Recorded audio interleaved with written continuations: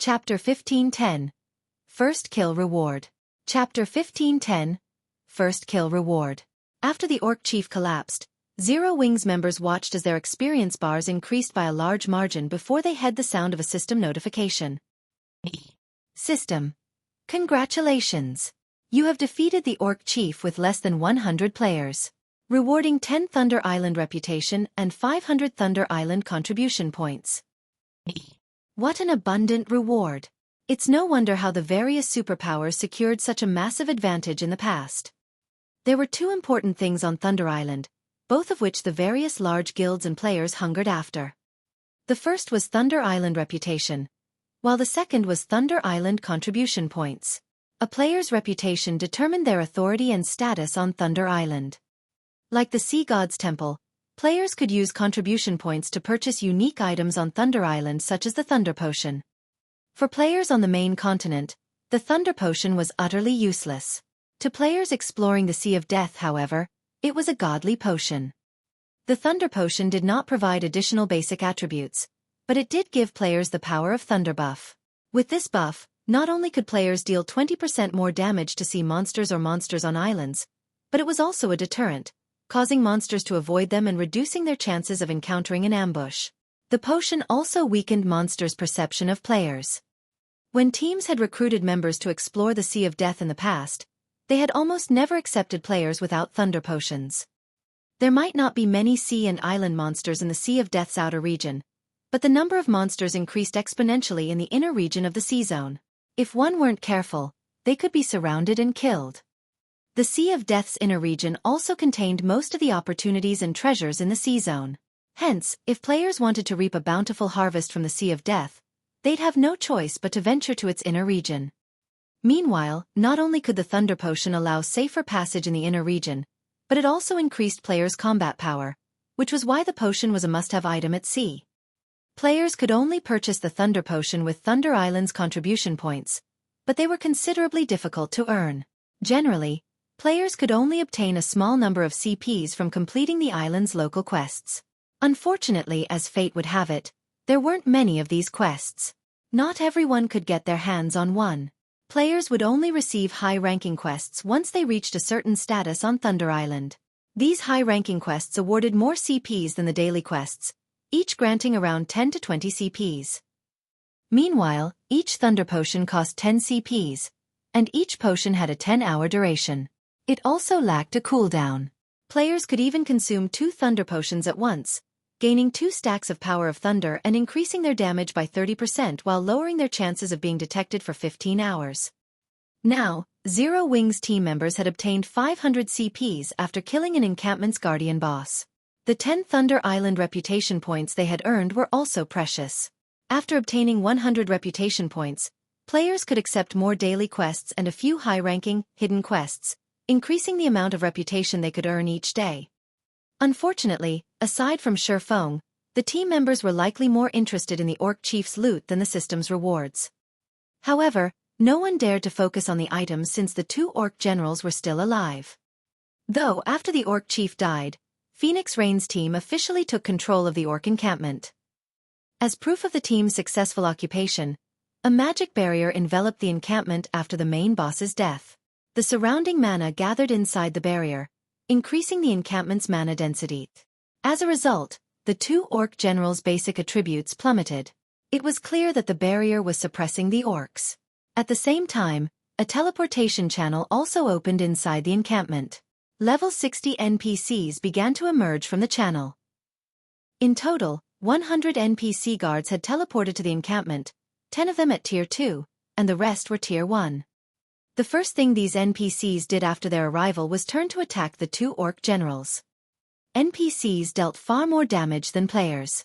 Needless to say, they finished off the Orc generals in a brief moment.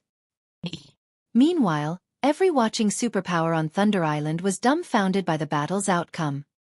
None of them had thought that Zero Wing would actually take down an encampment with only 50 players. In fact, Zero Wings members had defeated the Orc Chief so quickly that the battle had ended before 9 Dragons Emperor's reinforcements had arrived. Big Sis Rain, Big Brother Yi Feng really succeeded. We now have an encampment. Blue Phoenix cheered as she watched the orc encampment on the screen before her. Phoenix Rain couldn't help her building excitement, either. A miracle. She had to admit that Xueqi was a miracle worker. With a small team of 50 players, he had defeated 9 Dragons Emperor's 120-man team and occupied the orc encampment before the enemy reinforcements arrived. This spectacular feat would go down in Thunder Island's history. Now that Xueqi occupied the orc encampment, other players would have a very difficult time trying to steal it from him. Not only would the encampment's magic array suppress enemy players, but the defending players would also have the aid of the NPCs in battle. A few hundred players simply weren't enough to steal an encampment. They were almost guaranteed to hold an encampment throughout the contest. With a monster encampment, they would obtain 2 temporary teleportation arrays on Thunder Island. They would also qualify to compete with the other superpowers during the next contest. In addition, they now qualified to negotiate with superguilds like the Sacred Temple and Battle Wolves. Meanwhile, 9 Dragons Emperor's team and the players from Miracle stared at the magic barrier around the orc encampment in silence.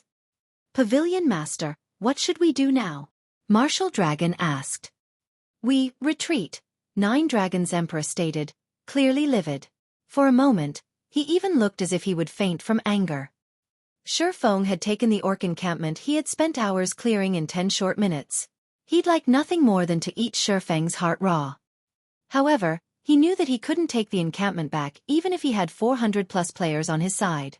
Aside from the fact that Xueqi could transport reinforcements to the encampment, the current 50 players in the barrier were a massive threat. Furthermore, if his team members entered the encampment, their basic attributes would plummet.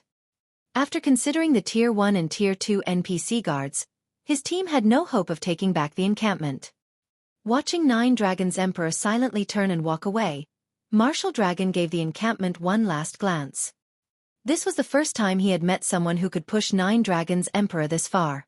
Not even the various superguilds had ever done so, yet Xueqi had.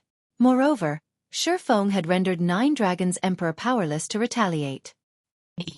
Back inside the orc encampment, everyone's experience bars rose by a significant chunk as the orc generals died. However, unlike the orc chief, the 2 orc generals hadn't dropped a single item. Blackie and the others were confused, but Xueqi remained unfazed. On Thunder Island, only the Guardian bosses dropped any loot. After finishing off the 2 orc generals, Xueqi made his way towards the pile of items the orc chief had dropped. He then began to appraise the items, and the watching Zero Wing members grew nervous. Suddenly, Xueqi received a call from Quiet Melody. Confused, Xueqi accepted the call. Congratulations! With this victory, Zero Wing will have an easy time traveling to and from Thunder Island, Quiet Melody congratulated. Vice Temple Master Melody, have you contacted me just to offer congratulations? Please get to the point, Xueqi said calmly. Elder Yifeng is quite straightforward. Since that is the case, I won't mince words. My guild leader wishes to speak with you in private. May I know if you are interested? Quiet Melody said.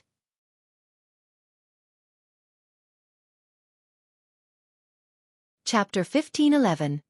Thunder God's Charm. Speak with me privately? Xueqi's confusion grew. He had never expected Eternal Dead to seek a private conversation. The Sacred Temple was a bona fide super guild. It was in a completely different league than the Dragon Phoenix Pavilion. Not even the super first-rate guild Miracle could stand up against the Sacred Temple. This was why Phoenix Rain had wanted to work with the Sacred Temple and Battle Wolves. Had she gained the 2 super guilds' cooperation, she could have easily suppressed 9 Dragons Emperor and Miracle. That's right. My guild leader is very interested in Zero Wing. Quiet Melody nodded. In truth, Quiet Melody was also confused as to why Eternal Dead wanted to speak with Xueqi.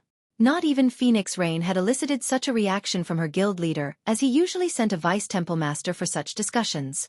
Only the Dragon Phoenix Pavilion's great pavilion master qualified to speak with Eternal Dead personally. All right. When will he contact me? Xueqi agreed. He had assumed that the Sacred Temple would wait until after the contest to contact him, but the fact that Eternal Dead had reached out now was a good thing. After all, it wasn't easy to wrestle control of Thunder Island. Despite so many superpowers struggling to claim the island for themselves, They had been forced to share its management in the past. The island had a total of 17 monster encampments. A guild could only dominate Thunder Island after they captured all 17. Currently, the various superpowers would be fortunate to claim 2 or 3 encampments. Attempting to monopolize the island right now was unrealistic. As soon as Xueqi asked his question, he received a friend request. It was from none other than Eternal Dead. How fast? Xueqi immediately clicked agreed. In God's domain, players couldn't call each other directly until after they added each other as friends. At most, players could send messages. However, the majority of the game's players generally blocked incoming messages from outsides, only accepting missives from friends. Guild Leader Eternal, to what do I owe this unexpected call? Xueqi asked, smiling at the somewhat stern middle-aged man in the screen. During Xueqi's previous life, Eternal Dead had achieved many feats throughout his 10 years in God's domain. One of his crowning achievements had been his decision to focus on developing the Sacred Temple's navy early in the game. It had given the Sacred Temple a massive advantage over the other superpowers, becoming one of God's domain's top-ranked navies. Take the present Thunder Island contest, for example.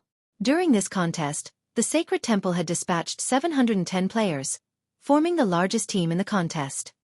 From the very onset, the Sacred Temple had split its forces to fight on 2 fronts.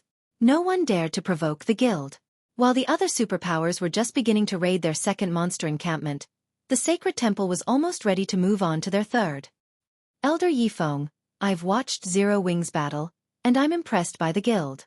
Including the fact that Zero Wing possesses a sailboat, the Battle Wolves Guild leader and I have agreed that you qualify to negotiate a partnership with us. We've also decided to give Zero Wing 20% of Thunder Island's profits should you agree. As Eternal Dead spoke, his face had remained expressionless. He didn't reveal a hint of joy or sadness. Even the man's voice was neutral as he praised Zero Wing, yet his words ingrained themselves into any listener's mind.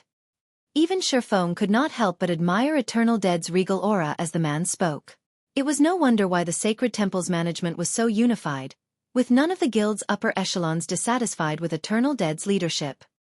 May I assume that Guild Leader Eternal Dead has agreed to Zero Wing and Phoenix Rain occupying 40% of Thunder Island's profits? Xueqi said, still smiling.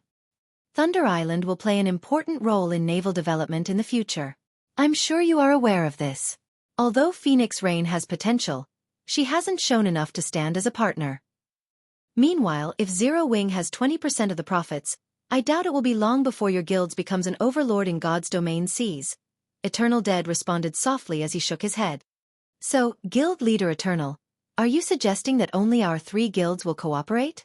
Xueqi asked, frowning. If Zero Wing wishes to split its 20% with Phoenix Rain, the Sacred Temple and Battle Wolves will not refuse her participation in the alliance, Eternal Dead said, chuckling. I see. Realization dawned on Xueqi. After all that talk, the Sacred Temple and Battle Wolves still had no intention of parting with additional profit. Xueqi chuckled and said, since that is the case, please allow us to consider your offer properly and reply at a later date. Is that acceptable? All right. In any case, there is still a month before the next contest. It would be wise to take your time in considering our offer. Confusion bubbled in Eternal Dead's mind as he watched Xueqi, who appeared quite calm. He had never expected this man to refuse such a profitable offer. After Eternal Dead disconnected the call, a playful smile appearing on his face. Guild leader, did he agree? Quiet Melody could not help but ask. No. He rejected it. It seems Phoenix Rain has a good eye for allies, Eternal Dead said, smiling.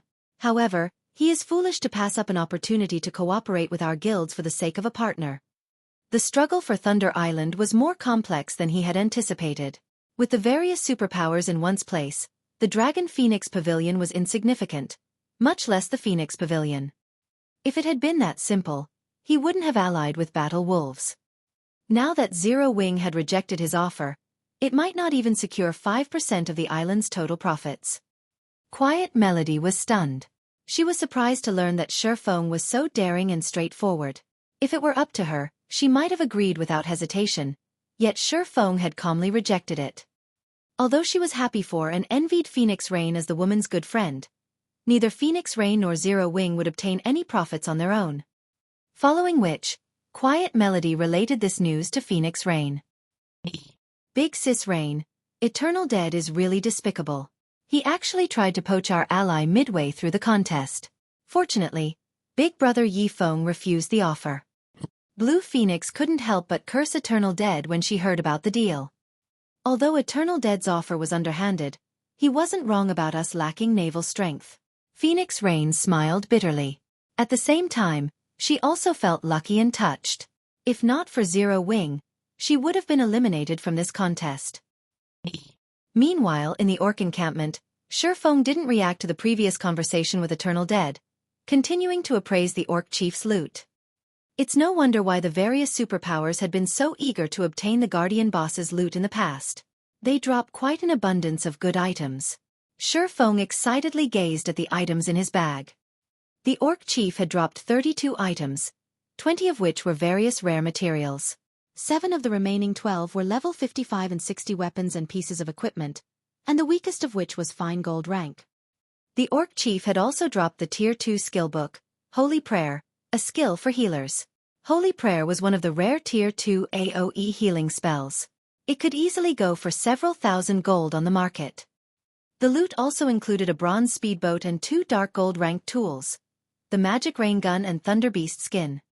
The Magic Rain Gun could replace a speedboat's weapon and would display the power of a peak Tier 2 attack.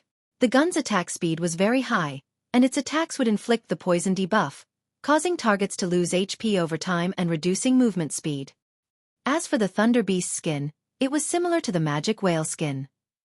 When used on a ship, the Thunder Beast skin increased the ship's magic resistance by 10%, movement speed by 4%, and durability by 10 points. These items were all worth a fortune. However, even added together, they weren't worth as much as the simple necklace the Guardian boss had dropped. The Thunder God's Charm.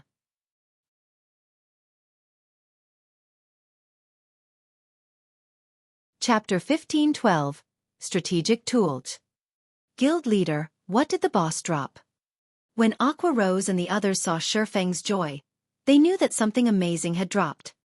The loot consists mainly of materials and equipment, but we also got lucky enough to obtain a bronze speedboat and a skill book for the Tier 2 healing spell, Holy Prayer, Xueqi said, smiling.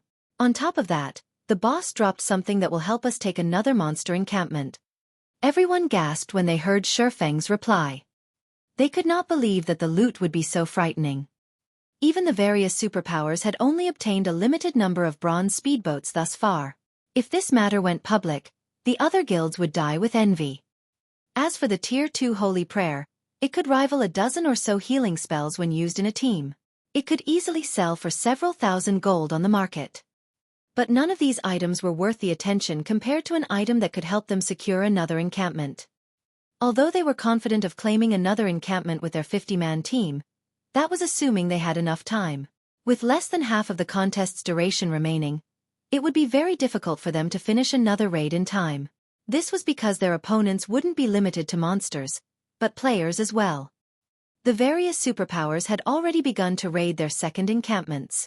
Meanwhile, Thunder Island only had 17 monster encampments available. This limited how many they could raid. Moreover, as time passed, the superpowers that successfully secured a second monster encampment would try for a third. If their team could not clear out an encampment fast enough, the other teams on the island would target them. They'd face far more powerful opponents than Nine Dragons Emperor. Yet, despite knowing this, Xueqi had determined that they could secure another encampment with the help of a particular item. One could just imagine how valuable this item was. Alright, we've had enough rest. Aqua, contact Phoenix Rain and tell her to send 50 players to defend the Orc encampment. We'll prepare to secure another encampment in the meantime, Xueqi hurriedly instructed. He had no intentions of explaining the Thunder God's Charm in detail. The Thunder God's Charm was an extraordinary item. Xueqi didn't expect them to be lucky enough to obtain it from their first Guardian boss kill. Even after raiding the encampments numerous times, only a few superpowers had secured a Thunder God's Charm in the past. Meanwhile, the superpowers that had Thunder God's Charms had banded together and monopolized Thunder Island. After which, only superpowers with Thunder God's Charms qualified to join the island's co-managers. Unlike the Thunder Emblem, the Thunder God's charm would not suppress enemies' basic attributes. In fact, it was a dark gold necklace without any basic attribute bonuses. The necklace only had one skill: Thunder God's Blessing. When activated, Thunder God's Blessing would give all allies within a 30-yard radius the Thunder God's power buff, allowing everyone's attacks to deal 100% lightning damage to the island's monsters. At the same time, monsters would receive a stackable electrified debuff when struck. Each debuff stack would reduce monsters' reaction speed, attack speed, and defense by 3% for 6 seconds, stacking a maximum of 10 times. The Thunder God's Blessing had a 2-hour duration and 4-hour cooldown. With the Thunder God's charm, a team's overall combat power would rise to a whole new level when raiding monster encampments. This was also why the superpowers with Thunder God's charms had an absolute advantage over those who did not. Now, Xueqi had both the Thunder Emblem and the Thunder God's charm. Even if he had a small team and had wasted a lot of time earlier, he could secure another encampment with these 2 items. You still want to raid another monster encampment? Phoenix Rain was stunned when Aqua Rose contacted her. For a moment, she did not even know how to react. There are only 2 monster encampments left, but they're pretty far away from your location. Those monsters are also the most difficult of any of the island's encampments. Are you really intending to raid one of them? In her opinion, Xueqi's successful procurement of one encampment was already a miracle. She was satisfied with the result. As for securing another encampment, she didn't even dare to consider the option. Phoenix Pavilion Master, please tell your players to hurry. If we wait any longer, other guilds might try to raid those 2 encampments, Aqua Rose said, nodding. She then disconnected the call. Big Sis Rain. Isn't this a little too risky? Ignoring the fact that they'll disrupt the other guilds, those 2 encampments' guardian bosses are level 60 Grand Lord ranked archaic species. They're impossible to raid. In addition, each of the guardian bosses has the protection of 2 specialized Grand Lords. With a 50-man team, Blue Phoenix said worriedly. The difficulty of dealing with those 2 encampments' guardian bosses was precisely the reason that the other superpowers, even those who had spawned close to the encampments, had decided to save them for last. It was one thing if Xueqi's team wasted a lot of their time trying to raid the encampments, but there would be consequences if they gave the other superpowers an advantage. I don't know, but there isn't much we can do since Zero Wing had made its decision. Let's just send some people over for now. The more time we waste, the more difficult their raid will be, Phoenix Rain said, shaking her head. She simply could not understand why Xueqi tried so desperately. Immediately, Phoenix Rain led 50 of the Phoenix Pavilion's core combatants to the Orc encampment.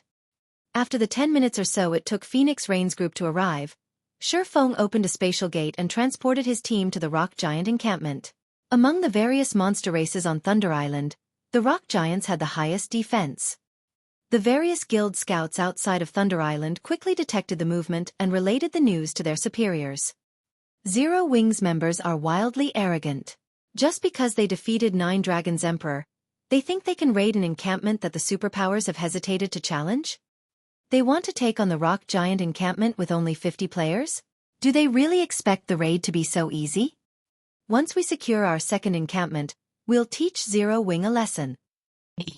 The various superpowers merely laughed at Zero Wing's attempt to raid the Rock Giant encampment. A level 60 Grand Lord ranked archaic species was no laughing matter. Even with the 5 ancient tower buffs, it was impossible to raid the Guardian boss without a 200-man team. Furthermore, 2 specialized Grand Lords protected the Guardian boss.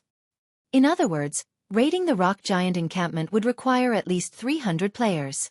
Rock Giants possessed immense strength, HP, and defense. If one wished to raid the encampment safely and swiftly, they'd require a minimum of 400 players. This was also why the various superpowers had left this encampment for last. The various superpowers welcomed the news of Zero Wing attempting to clear out the monsters around the Guardian boss. It would save them a lot of time. Meanwhile, when Eternal Dead received the news, he could not help his sneer. As far as he was concerned, Xueqi was simply trying to prove Zero Wing's strength to their super guilds in hopes that they'd change their minds. This was undoubtedly a childish move. It was a joke to think that Zero Wing could raid an encampment that even the various superpowers found challenging with only 50 players. Meanwhile, inside the Rock Giant encampment, Xueqi activated the Thunder Domain upon arriving. He then equipped the Thunder God's charm and activated Thunder God's blessing. Suddenly, a dark blue magic array formed beneath everyone's feet. The Thunder God's power then infused every player in range, arcs of blue electricity flicking around their bodies. Kola, Turtledove, Yi Wumian, you three will lure everything except the three bosses. We'll finish them all in one go. Xueqi ordered after glancing at the time.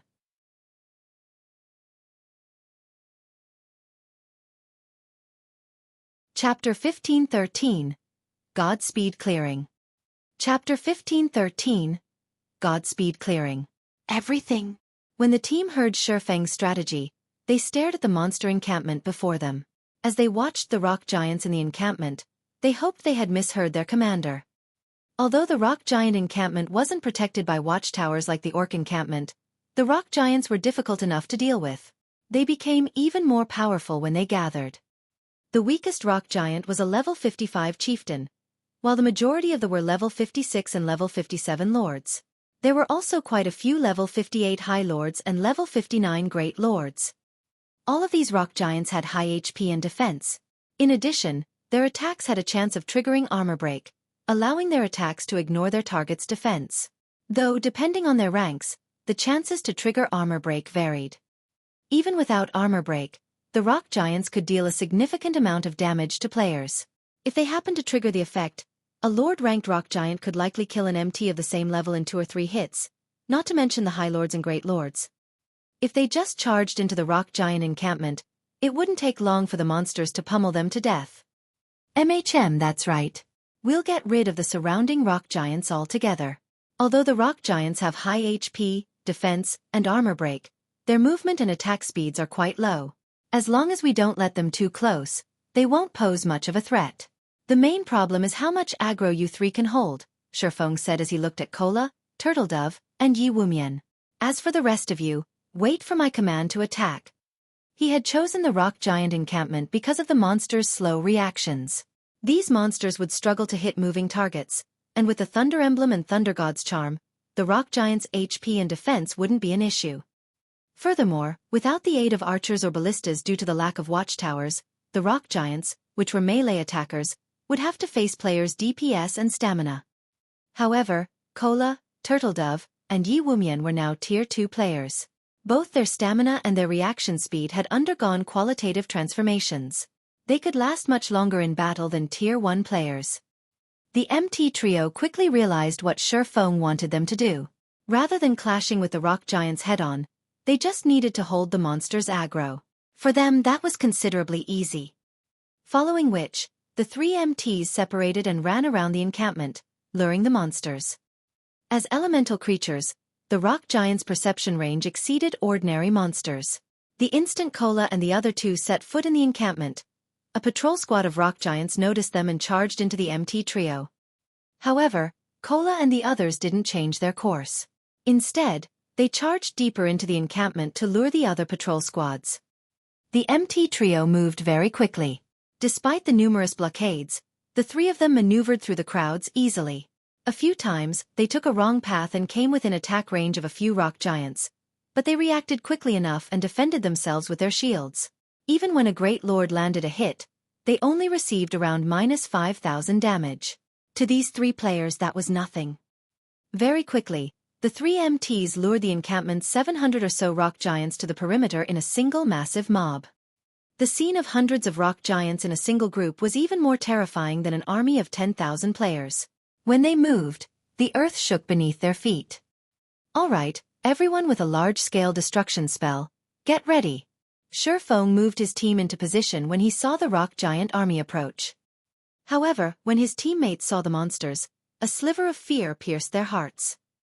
Even the chieftains had 4,500,000 HP, whereas the strongest great lords had 50 million HP. This was definitely not an army that they could defeat with a few large-scale destruction spells. When the rock giants came within 30 yards of Xueqi, who stood at the forefront of the team, their HPs suddenly plummeted thanks to the Thunder Domain. These monsters' basic attributes had fallen by 30%. Now, the Great Lords had only 35 million HP, the High Lords had 21 million, the Lords had 13 million, and the Chieftains had 3,150,000. Kola, Turtledove, Yi Wumian, hold their aggro. Attackers on my mark. Xueqi commanded. Understood. Immediately, the MT trio turned and faced the approaching rock giant army. They then used the Guardian Knight's Tier 2 skill, Punishing Light, and the Shield Warrior's Tier 2 skill, War Rage. Both skills were AoE taunts and would temporarily force monsters to ignore everything but the skill's user. At the same time, the skills increased the user's defense. The MT trio used the taunts in 3 different locations. Although they could not pull every rock giant's aggro, they held the majority of the monsters. Seeing the MTs stabilize their hold, Xueqi followed up with Flame Domain. Towering pillars of fire rose from the ground, devouring every monster in the rock giant army. Arcs of electricity also danced around the flaming pillars. Not only did the first attack deal over -400,000 damage to each of the rock giants, but it had also inflicted the monsters with 4 stacks of the electrified debuff, decreasing their defense and reaction speed. By the time Flame Domain's 7-second duration ended, quite a few chieftain-ranked rock giants were dead. Xueqi then followed up with Lightning Edge, dealing over -300,000 damage to the remaining rock giants every second for 5 seconds. None of the chieftain-ranked rock giants had survived the 2 AoEs, reducing the monster army's numbers by half. As a result, Cola and the others had an easier time gathering the remaining rock giants in a single location. DPS attack. Xueqi commanded. Zhao Yueru, Blackie, Aqua Rose, Alluring Summer, and Violet Cloud immediately released their large-scale destruction spells. Although none of their attacks did as much damage as Xueqi's, when combined, the damage was astounding. Moreover, the rock giants now had 10 stacks of the electrified debuff, which eased the burden on Cola and his fellow MTs. After the wave of large-scale destruction spells, the battlefield was void of Lord-ranked rock giants. Now, only 40+ half HP High Lords and 6 Great Lords with 2/3 of their HPs remained. With this, the impossible task of clearing the encampment became a reachable goal. Everyone, prioritize the High Lords. All MTs, separate them, kite them, and don't let them near you. Xueqi commanded. With 10 stacks of the electrified debuff, even Tier 1 MTs could easily evade the Great Lord's attacks. As long as they maintained the 10 stacks, they could kite the monsters without issue. Solitary 9 and Dark Madness dashed forward and pulled some of the rock giants' aggro, which was currently chaotic due to the previous bombardment. They then kite their monsters around the team, allowing the ranged players to attack. Zero Wing and Azura's members were treating the rock giants, which other teams had deemed impossible to defeat, like target practice. After suppressing the rock giants' defense, they were no more difficult than orcs of the same level. In addition, with Aqua Rose and the others' Tier 2 skills, the team took less than 30 seconds to finish off a half HP High Lord. Time passed quickly.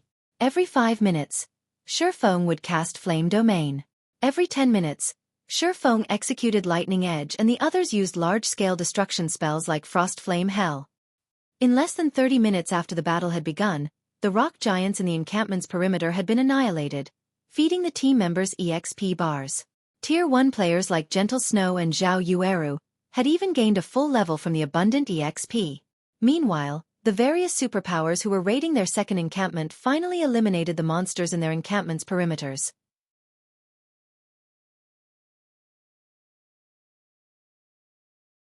Chapter 15-14. Powerful Combinations. After Zero Wing's team swiftly cleared out the rock giant encampment's outer area, news of its success soon reached the various superpowers. They took out the outer area's rock giants in less than half an hour. How is that possible? They kite everything in the perimeter at once? Aren't they just a 50-man team? How is their DPS so high? I've really underestimated Zero Wing's members. They might actually capture the rock giant encampment. The various superpowers were shocked. These superpowers had unanimously agreed that the rock giant encampment would be the most difficult to deal with. The rock giant's armor break ability, in particular, posed a huge threat. If MTs tried to tank the monsters, they'd likely die. Hence, when fighting these monsters, the players would need to dodge as many attacks as possible. However, the rock giants were massive, which gave them a larger attack range than ordinary monsters. This made it very difficult for MTs to dodge the rock giants' attacks. Even if a player were a refinement realm expert, constant evasive maneuvers would tax their bodies. Yet if one relied on small evasive maneuvers, they'd fail to escape the monster's attack range. Relying on large evasive maneuvers for a short period wouldn't be a problem for heavily armored MTs, but as fate would have it, the rock giants had both high HP and defense. It would take a considerable amount of time to kill them. On the off chance that the MTs ran out of stamina midway through the fight, the team would have to flee and start all over again. The amount of time a team would waste in dealing with the rock giants was only a small part of the problem. The bigger issue was the levels players would lose when they died. If players lost too many levels, they might not be able to use their current weapons and equipment, forced to use old items or retire from combat completely. Unlike in team dungeons, MTs could only afford to die a very small number of times on Thunder Island. Compared to the other superpowers, when Nine Dragons Emperor, who was in the middle of an encampment raid, heard the news, his expression twisted with fury. First, Zero Wing had stolen his orc encampment, wasting the time and effort his team had put into their first raid. Now, before he had even cleared out the new encampment's perimeter, Zero Wing had cleared out the rock giant encampment's perimeter. If this news reached the Dragon Phoenix Pavilion's guild elders, their estimation of him would plummet. Pavilion Master, now that Zero Wing's team has cleared the perimeter, we can organize a team to harass them. Even if we can't eliminate Zero Wing's team, we can at least prevent them from securing a second encampment, Martial Dragon suggested. There was a huge difference between a monster encampment's inner region and its perimeter. Although more monsters patrolled the perimeter, the monsters in the inner region were, on average, much stronger. Take the rock giant encampment, for example. The weakest rock giant in the inner area was a lord. Although there weren't as many of them, they were more difficult to defeat. If they sent a force to the rock giant encampment now, it'd arrive within 30 or so minutes. It was highly unlikely that Zero Wing would reach the Guardian boss before the force got there. They definitely had a chance of disrupting the troublesome guild's raid. No, we can't afford the risk. Don't forget that they still have a teleportation gate that allows them to travel across the island instantly. If we split our forces, they might come to steal our encampment again. Besides, do you really think that the rock giant encampment is that easy to raid? Don't forget that the Guardian boss is a Grand Lord ranked archaic species. Although Nine Dragons Emperor hated to admit it, his current team could not afford to provoke Zero Wing. For now, tell all of our available forces to gather here. We'll use everything we have to raid this encampment. Understood. I'll notify them right away. As Martial Dragon listened to his commander's reasoning, he remembered Zero Wing's trump card. It was precisely because of that trump card that their team had suffered one defeat after another and had yet to capture a single encampment. Nearby, Lonely Heaven, Firmament's guild leader, wore a solemn expression when he heard of Zero Wing's success. How can this be? When Lonely Heaven heard that Zero Wing had begun to raid the rock giant encampment's inner region, regret gripped his heart. He had been displeased with Phoenix Rain's actions. After all, Firmament was a bona fide first-rate guild that had focused on developing its navy. Yet Phoenix Rain considered Zero Wing more important, even providing the guild with various benefits and a ton of credits. By doing so, Phoenix Rain had silently expressed her opinion that Firmament couldn't compare to a guild like Zero Wing. Hence, he had decided to join Nine Dragons Emperor's side instead. By doing so, not only would Firmament secure a temporary teleportation array on Thunder Island, but Nine Dragons Emperor would invest in the guild, allowing Firmament to develop far more quickly. Yet, his decision had backfired. Even if Nine Dragons secured a monster encampment, Firmament wouldn't get a temporary teleportation array. On the other hand, Zero Wing, whom he had assumed was unfoundedly arrogant when the guild had promised Phoenix Rain 2 monster encampments, was close to fulfilling that promise. Without the temporary teleportation array on Thunder Island, Firmament would not have the foundation to develop in the Sea of Death. As Lonely Castle regretted his decision to betray Phoenix Rain, Shifeng's team rapidly cleared out the rock giant encampment's inner region. Shifeng was more careful in the inner area than he had been in the perimeter. He had Kola, Turtledove, and Yi Wumian only lure 3 or 4 patrol squads as each was led by a great lord. While Kola's group kite the rock giants, Solitary 9 and Dark Madness pulled the stragglers aggro. Like so, the team steadily reduced the number of patrol squads around the Guardian boss. As the team faced fewer monsters, they had a much easier time killing the rock giants. Each wave only took around 10 minutes or so to finish off. After fighting for around an hour, they had dealt with all 200+ rock giants in the encampment's core. The only monsters remaining were the level 60 Rock King and 2 level 60 rock guards in the center of the encampment. Rock King, elemental creature, archaic species, Grand Lord. Level 60. HP 200 000 000/200 000 000. Rock Guard, elemental creature, specialized, Grand Lord. Level 60. HP 150 000 000/150 000 000. Zero Wing and Azura's members shuddered when they saw the 3 bosses' HPs. Each rock guard had 3 HP bars. Meanwhile, the Rock King had 5. Players' HP bars were an indicator of how much HP they had at any time. HP bars had a different meaning for monsters. Each HP bar a monster possessed signified their combat standards. A monster with more than one had higher combat standards than a monster of the same rank and level with a single bar. A monster with 3 HP bars could exhibit combat standards on par with players who could reach the Trial Tower's 3rd floor, while a monster with 5 HP bars could reach the Trial Tower's 5th floor. Although this evaluation method was not necessarily accurate, it was not that far off the actual numbers. Reaching the Trial Tower's 5th floor meant that one had the standards of an expert. No matter how they looked at it, fighting an expert with 200 million HP was suicidal. Besides which, their team only had 50 players. Guild leader, how should we fight it? Aqua Rose asked as she watched the Rock King.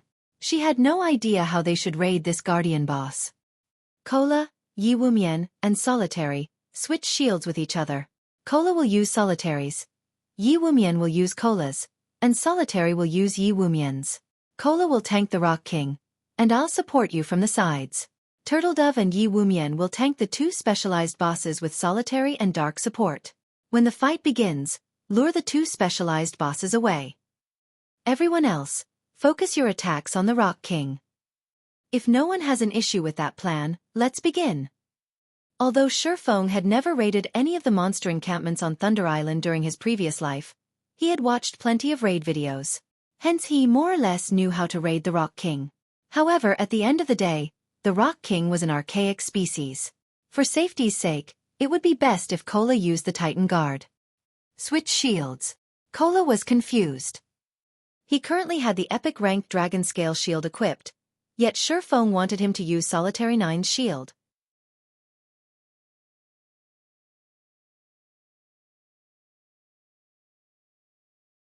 Chapter 15:15. Oppressing an Archaic Species. Chapter 15:15. Oppressing an Archaic Species. When Gentle Snow and the other Zero-Wing upper echelons heard Xueqi's command, they gave him confused looks. Since Cola would tank the Rock King, he should use the best items they had, yet Xueqi didn't want him to use the Dragon Scale shield. This would undoubtedly make raiding the Rock King even more difficult. Moreover, they were more surprised to hear that Xueqi would support Cola. Aside from high HP and defense, the Guardian Knight and Shield Warrior classes also had passive skills that reduced the damage and paralysis effect they suffered from attacks. The Swordsman class did not possess such skills. Meanwhile, the more powerful a boss was, the longer a player would be paralyzed after receiving one of its attacks. If the paralysis remained for too long, the MT could fail to keep up their defensive cycle and die. Hence, teams rarely relied on non-MT plate armor classes to support lead MTs, generally relying on Shield Warriors and Guardian Knights. However, after Cola received the Titan Guard and checked the shield's attributes, his jaw dropped. For a moment, he even wondered if his eyes were playing a trick. What amazing attributes! Cola stared at the Titan Guard with wide eyes. Originally, he had been somewhat reluctant to part with the Dragon Scale shield, but he fell in love with the Titan Guard at first sight. Fragmented legendary items were practically myths in God's domain.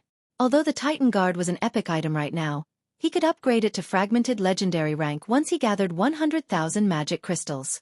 He'd even dare to provoke a mythic monster with the shield equipped, not to mention a Grand Lord ranked archaic species. Furthermore, even at epic rank, Titan Guard's attributes and skills were far more impressive than the Dragon Scale shields. A moment later, everyone moved into position and prepared to deal with the Rock King and its rock guards. Even from over 100 yards away, the team members could feel the Rock King's terrifying aura. Their breath quickened. This was especially true for the melee players.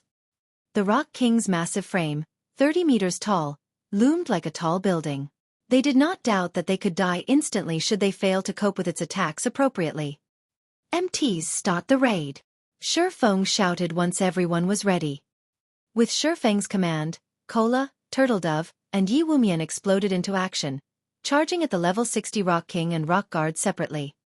The moment the MTs were within the monster's 100-yard perception range, the three bosses, which stood at the altar in the center of the encampment, opened their crimson eyes. The instant the three bosses opened their eyes, Xueqi activated Thunder Domain to suppress the rock giants.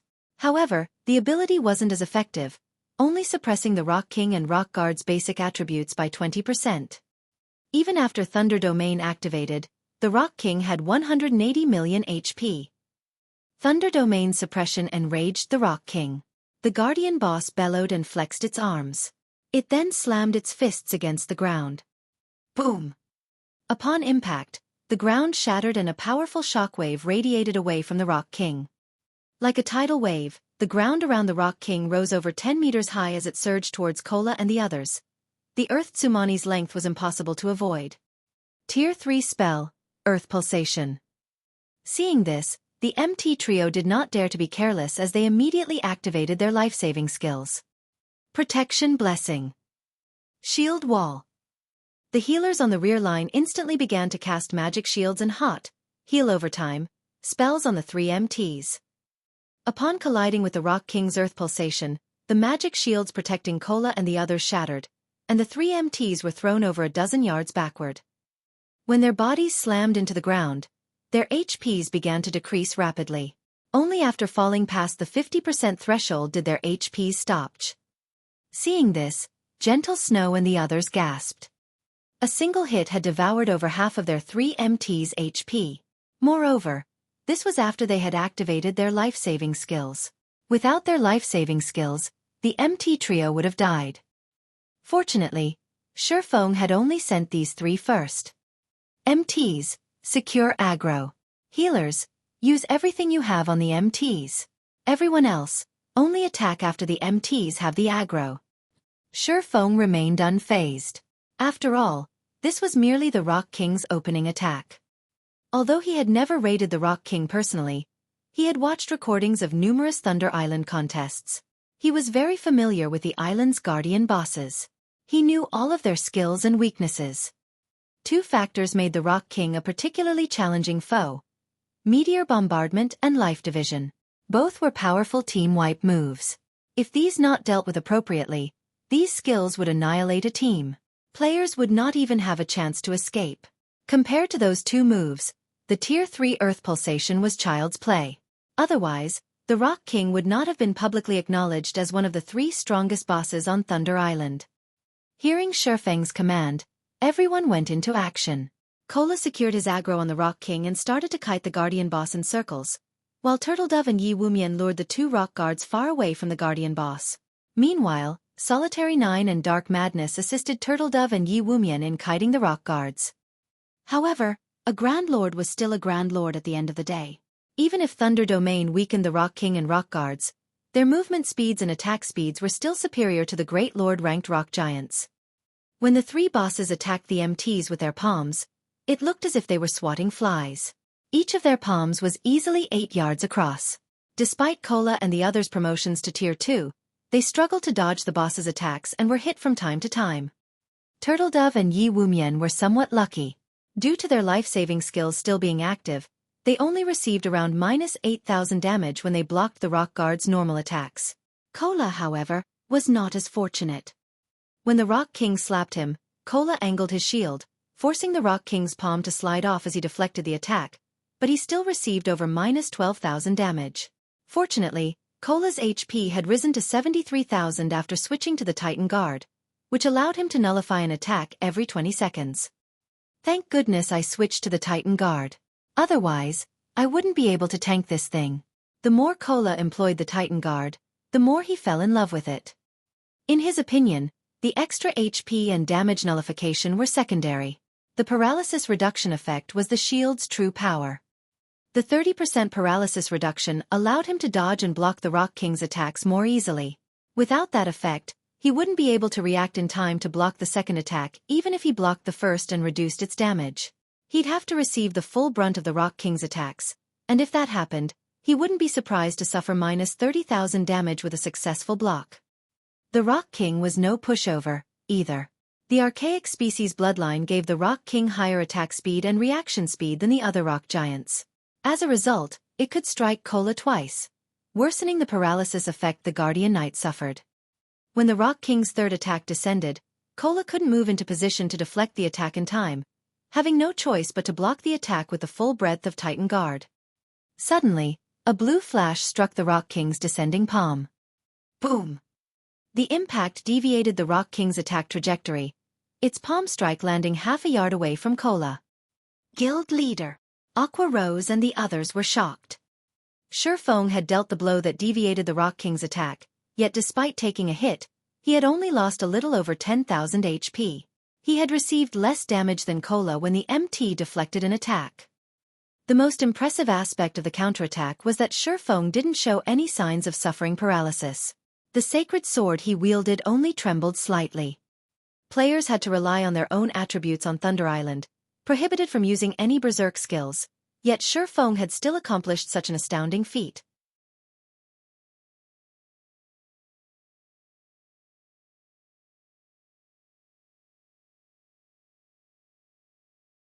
Chapter 15-16. Slaying the King. What tremendous strength! Xueqi glanced at the vibrating, humming sacred sword in his hand. His teammates were amazed that Xueqi had only received a little over minus 10,000 damage from deflecting the Rock King's attack. However, only Xueqi understood how high the damage truly was. Currently he was a level 60, Tier 2 Blade Saint. In addition, he had multiple epic weapons and pieces of equipment on top of 3 fragmented legendary items. Although rings and capes provided a much lower boost than weapons, they were still precious fragmented legendary items. Epic items simply couldn't compare. He also had the Aura of Earth, which increased his defense and decreased incoming damage, activated, yet despite these factors, he still took over minus 10,000 damage from just redirecting the Rock King's attack. Had he received the Guardian boss's attack head-on, the consequences would have been dire. After Xueqi deflected the Rock King's attack, the latter swung its other arm, attacking Kola again. However, since Xueqi had bought Kola a moment's peace, he had recovered from the paralysis effect. He immediately turned and leaped backward, his shield angled to deflect the Guardian boss's attack while using the resulting impact to propel himself towards the Rock King. When Kola returned to the ground, he stood next to the Rock King's feet. He then brandished his sword, a streak of golden light smashing into the boss's massive foot. Tier 2 skill, Divine Strike. Suddenly, a high amount of damage appeared above the Rock King's head. Minus 52,497. But Kola wasn't satisfied. The Tier 2 Divine Strike was his strongest skill, and Thunder God's power added lightning damage to his attack, yet he only dealt a little over minus 50,000 damage. If he were fighting any other boss, he would deal over minus 80,000 damage. However, due to this attack, Kola had stabilized his aggro on the boss. Everyone, focus your fire on the Rock King. Xueqi commanded. Immediately, the ranged classes launched one attack after another. Unfortunately, most of the damages weren't particularly high. On average, Tier 1 skills only dealt around minus 14,000 damage to the Guardian boss, whereas Tier 1 players' normal damage hovered between 5 and 6,000. Moreover, this was including the bonus damage from Thunder God's power. Just how high is this Rock King's defense? Everyone winced when they saw their meager damages. Their damage and levels currently ranked at the very peak of God's domain, yet against this boss, their damage was pitiful. The Rock King's current maximum HP was 160 million. It could regenerate 1,600,000 HP every 5 seconds, 320,000 HP every second. Meanwhile, their team only included 35 DPS players. If everyone only dealt an average of minus 10,000 damage per second, they'd barely do any actual damage to the Guardian boss. Fortunately, They had the damage increase from Thunder God's power. Otherwise, they'd have no hope of defeating this guardian boss. Only now did Zero Wing and Azura's experts understand why the various superpowers had saved the rock giant encampment for last. It wasn't just because of how challenging the ordinary rock giants were to clear out, but because of the difficulty of raiding the Rock King. However, when Aqua Rose and the other Tier 2 ranged players made their move, damages over -20,000 began to appear above the monster's head. Some attacks even dealt over -40,000 damage. After the first wave of ranged attacks, Fire Dance, Shadow Sword, Flying Shadow, Rampant Blade, and Gentle Snow and the other Tier 1 melee players finally assaulted the boss. Tier 2 skill, Successive Shadow Steps. Tier 2 skill, Blade Storm. Tier 1 taboo skill, Frozen River.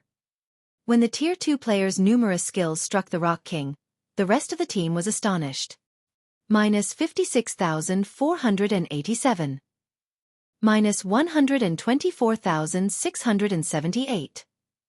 -58,037. -42,054. -31,675. Massive amounts of damage appeared above the Rock King's head, one after another, swiftly reducing the Guardian boss's HP. Fire Dance's attacks, in particular, were absurdly strong. Her normal attacks alone dealt over -13,000 damage each, nearly -30,000 damage with a critical hit. When she used her skills, she could easily deal over -50,000 damage, over -100,000 damage if she achieved a critical hit. Fire Dance alone dealt more damage than 5 Tier 1 melee players combined. Big Sis Fire really is too fierce. Even though I'm going all out, I can't deal half as much damage as she can. Blackie's eyes nearly fell from their sockets when he saw the team's damage ranks. Despite both of them being Tier 2 players, there was such a massive gap between them. So, she is one of Zero Wing's upper echelons? Lifeless Thorn was at a loss for words as he looked at Fire Dance's consistent damage. Cleansing Whistle and the other Azura members were similarly stunned. Back in Cold Wind City, Lifeless Thorn's DPS had ranked at the very top. Now, however, they encountered so many players that far surpassed his DPS. They had even met a player like Fire Dance, whose DPS was simply monstrous. However, the most impressive player among them was still Xueqi. Despite helping Cola fend off the Rock King from time to time, he ranked first on the team in total damage dealt.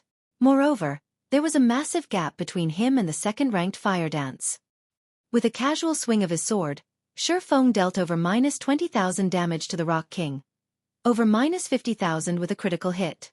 When he used the Tier 2 skill, Shadow Blade, each of the 9 shadows dealt over -60,000 damage. When he used Flame Burst, each of the 15 attacks dealt over -200,000 damage. In addition, Xueqi had the doppelganger he summoned with Phantom Kill. Although the doppelganger only wielded 90% of Xueqi's attributes, it still dealt about the same amount of damage as Fire Dance. The team continued to chip away at the Rock King's HP. Even after Cola's protection blessing ran out and the Guardian Knight began to take around -26,000 damage when deflecting the Rock King's attacks, he was able to keep his HP above a safe threshold with Xueqi's timely help in deflecting attacks. Time passed quickly.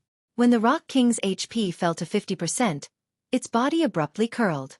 A magic array with a 500-yard radius appeared beneath its feet, and the surge of mana moving towards the array gave everyone a moment of discomfort. A second later, crimson meteors began to rain from the sky. This move was none other than the Rock King's team wipe move, Meteor Bombardment. "Everyone gather to me!" Xueqi shouted when he saw the descending meteors. Although none of them knew what Xueqi intended to do, they did as they were told. Just before the meteors struck the team, Xueqi activated the aura of Earth's only activatable skill, Absolute Domain. When activated, the skill gave Xueqi immunity to all damage for 10 seconds and his allies within 50 yards immunity for 5 seconds. Suddenly, a golden glow enveloped the team. Even when the 2 rock guards bombarded Turtledove and Yi Wumian with attacks, the MTs took no damage. As the first wave of flaming meteors crashed into the ground, towering mushroom clouds rose up around the Rock King. The ground shook as if Armageddon had come. Not even the rock guards were spared as a meteor struck each of them, shattering their bodies into countless fragments. Unfortunately, The rock guards were elemental creatures. Even after they had shattered, they quickly gathered the broken pieces and reconstructed themselves. Only, as soon as they reformed, another wave of meteors crashed into them, shattering them once again. Each meteor wave dealt millions of damage to the two Grand Lords. In the end, the rock guards' bodies had been destroyed 9 times throughout meteor bombardment's 4-second duration. When the smoke and dust settled, it revealed the utter disaster the rock giant encampment had become. Massive craters littered the encampment. Meanwhile, the Rock King had lost over 10 million HP in its own attack. Seeing this, the players nearly lost their footing. Fortunately, they had been protected by Xueqi's absolute domain. Otherwise they would have all died. The meteors have forced the boss into a weakened state. Attack with everything you've got. Xueqi commanded when he saw the Rock King, who remained immobile after its spell had ended. Hearing Xueqi's command, everyone quickly resumed with their assault, bombarding the Rock King with every skill and spell they had. The weakened Rock King's defense was at an all-time low, doubling everyone's damage. Since the Rock King was immobile, they didn't need to worry about it blocking their attacks, either. A series of damages appeared above the Rock King's head, draining its HP like flowing water. In less than a minute, the Rock King's HP fell to 20%, at which point the Guardian boss stood and bellowed in rage. Cracks formed across its body before numerous fragments began to fall off. These fragments then formed Lord-ranked rock giants, the exact same number as the team's players, 50. This sudden change also decreased the Rock King's HP to 10%, but it had entered a defensive state, significantly increasing its defense. Now, the team members' attacks dealt less than 20% of what they did originally. This was the Rock King's other team wipe move, Life Division. If players couldn't defeat the Lord-ranked rock giants in time, these rock giants would be reabsorbed and restore the Rock King's HP, each rock giant healing the Guardian boss for 1% of its HP. Meanwhile, if the Rock King's HP recovered to 50%, it would use meteor bombardment again. The team nearly succumbed to despair at this turn of events. The only thing preventing them from thoroughly falling into despair was the fact that the 50 Lord-ranked rock giants only had 9 million HP each. After including the 30% suppression from Thunder Domain, each rock giant only had 7,200,000 HP. Xueqi, however, had long since prepared for this moment. Relaxed, he commanded. Cola, aggro the mobs. Blackie, give Cola a Guardian of Light. Everyone with large-scale destruction spells, use them. Hearing the command, Cola dashed into the monster crowd and used the Tier 2 AoE taunt, Punishing Light. Immediately, all 50 rock giants set their sights on Cola. At the same time, Blackie cast Guardian of Light, rendering the Guardian Knight immune to all magic damage and reducing incoming physical damage by 80%. At the same time, the skill healed Cola for 5% of his HP every second for 20 seconds. With Cola's defense and Guardian of Light's damage reduction, he only took around -300 damage from the level 60 Lord's attacks. Even when he received a direct hit, he only took -1,000 damage. With Guardian of Light's healing, he easily endured the rock giant's attacks. After Cola used Tier 1 Devotion, another AoE taunt, Xueqi, Blackie, Aqua Rose, Alluring Summer, and Zhao Yueru simultaneously cast their large-scale destruction spells. Despite the numerous spells raining down on him, Cola received no damage, but the same could not be said for the rock giants. By the time every large-scale destruction spell ended, the 50 rock giants were no more. Once the team annihilated the rock giants, the Rock King was forced out of its defensive state and sustained another 20-second weakened period. Attack with everything you've got. Don't let it split a second time. Xueqi shouted. Shadow Blade. Phantom Kill. 9 Dragon Slash. Dragon Breath. As Xueqi executed these skills, he sacrificed 20 units of life force and activated the strongest divine providence. When the Rock King's HP fell below 1 million, he followed up with Flame Burst. In the end, he only needed 3 hits to destroy the Rock King's final strand of HP.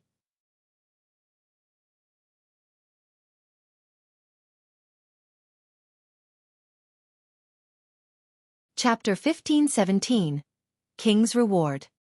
Chapter 15-17, King's Reward. We won! The boss is finally dead. Zero Wing cried out in excitement as they watched the Rock King crumbling into a pile of rubble. The Rock King's death. It meant that they now owned the Rock Giant encampment. Now that they had secured 2 of Thunder Island's monster encampment, they would secure nearly 1/8 of the authority over Thunder Island, becoming one of the island's main rulers.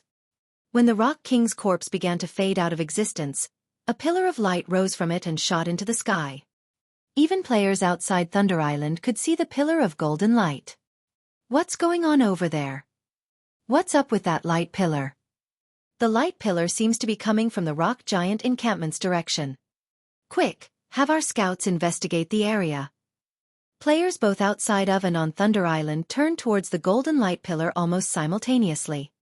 When the various superpowers observers adjusted their magic mirrors to scout the situation over at the Rock Giant encampment, what they saw dumbfounded them. Only 2 rock guards were left alive in the encampment the various superpowers abandoned.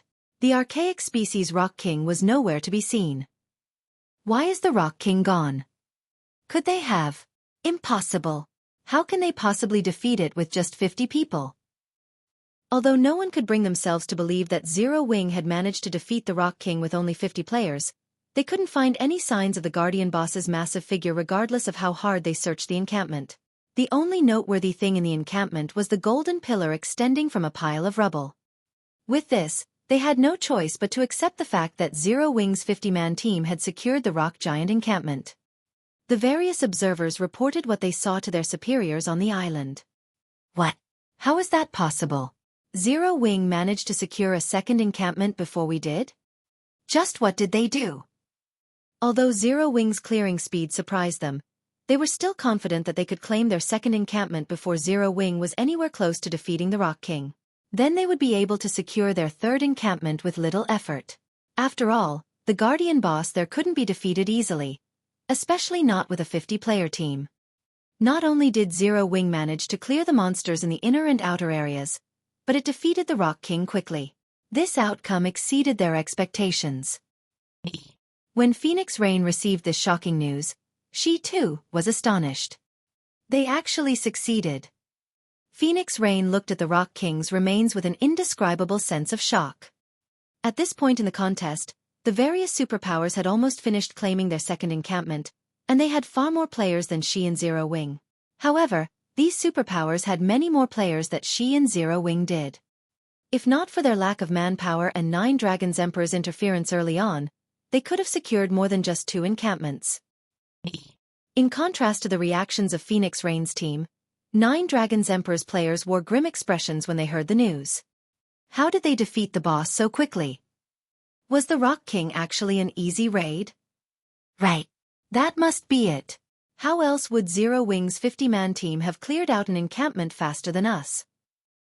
When 9 Dragons Emperor's team members looked at the distant light pillar, they were envious. Despite fighting desperately, they had yet to clear out the monsters in the encampment's inner area. On the other hand, despite starting the raid on the encampment's inner area much later than they did, Zero Wing's team already defeated the Rock King, a Grand Lord-ranked archaic species. Damn it! How did things end up like this? Lonely Castle's eyes were bloodshot from rage and envy. Had he known something like this would happen, he would never have agreed to cooperate with 9 Dragons Emperor. Although he wouldn't receive any financial support from Phoenix Rain, he would have obtained a temporary teleportation array on Thunder Island at the very least. With the teleportation array, Firmament would be able to further the development of its naval forces and gain the opportunity to surpass the other first-rate naval guilds. Now that opportunity was gone. Pavilion Master. This will be troublesome. Now that Phoenix Rain has secured 2 monster encampments, the Great Pavilion Master will side with her, Martial Dragon said as he gave the light pillar a grim look. Had Phoenix Rain only secured 1 monster encampment, they could still, more or less, compete with her, but they'd lose their advantage if she secured 2 encampments. Not only could she convince more large guilds to ally with her, but she would also gain the Guild Elder's support during the next contest. Phoenix Rain also had a powerful ally like Zero Wing. Not only would Phoenix Rain be able to get more players to take part in the next Thunder Island contest, but she would also have many more powerful experts supporting her. Zero Wing. Killing intent welled up within 9 Dragons Emperor. Immediately, he commanded, after the battle, notify Beast Emperor that I'll support him fully. But I have one condition. I want Zero Wing eliminated from God's domain. The guild elders will likely voice their opinions about this matter. After all, Zero Wing is in the same boat as Phoenix Rain. If we use the Dragon Phoenix Pavilion's strength to deal with Zero Wing publicly, Martial Dragon said worriedly when he heard Nine Dragons Emperor's chilling tone. Let them. As long as Phoenix Rain loses Zero Wing's support, we'll have a chance to struggle onward. Nine Dragons Emperor stated, determined.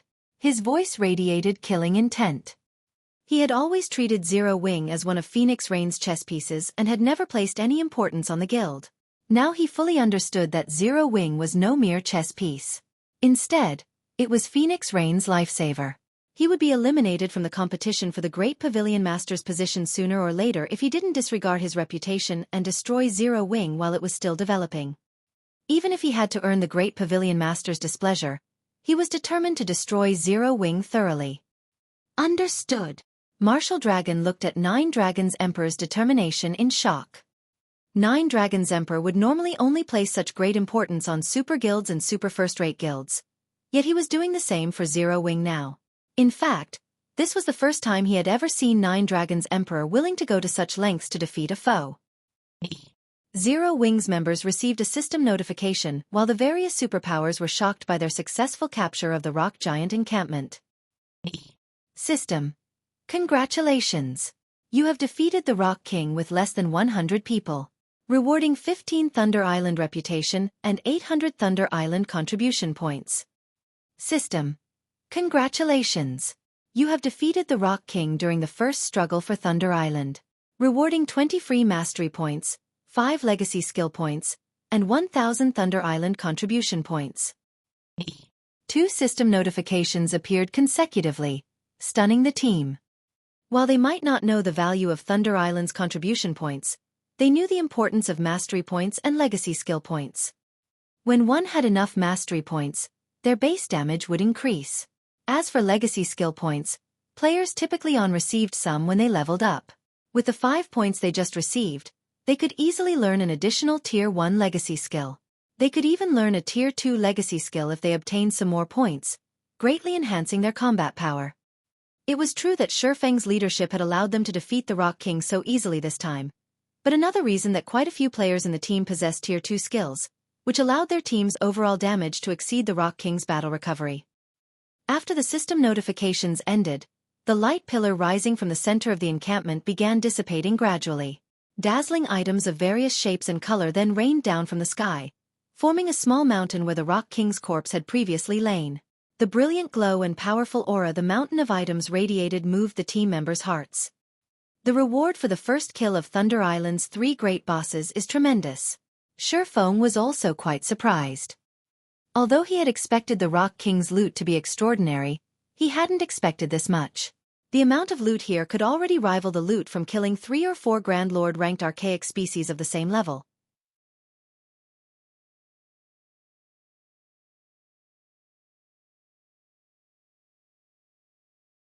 Chapter 15:18 Magic Workshop. Chapter 15:18 Magic Workshop. The Rock King's loot did not shock only Xueqi and his team. Even the players watching the encampment from outside of the island drooled when they saw the small mountain of items.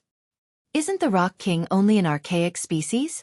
Why did it drop so many items? By the looks of it, there should be more than 150 items. If I had that loot, I could make a fortune overnight by selling them. Everyone felt a deep jealousy of Zero Wing as they looked at the rock giant's loot. The Rock King was a level 60, Grand Lord-ranked archaic species. The most common item would drop would be at least level 50 plus fine gold equipment. If one were lucky, it might even drop level 50 plus dark gold equipment. Even super guilds and super first-rate guilds experts would drool over level 50 plus fine gold equipment, not to mention dark gold equipment. Epic items were simply too rare. Not even superpowers peak experts necessarily had one. At a glance, they could spot over 30 weapons and pieces of equipment among the loot. One could just imagine how valuable that miniature mountain was. The various superpowers experts were very close to level 50, and urgently trying to collect level 50 top-tier equipment for the level 50 large-scale team dungeons. Now that Zero Wing had all of these weapons and pieces of equipment, It would gain a definite advantage over other guilds when raiding large-scale team dungeons. Meanwhile, in the rock giant encampment, Xueqi began to organize the loot once he recovered from his shock. He left the remaining 2 rock guards to Turtledove, Yi Wumian, and the arriving Tier 2 NPCs. Although the rock guards were specialized Grand Lords, they were no longer a threat to the 2 MTs under the suppression of the encampment's magic array.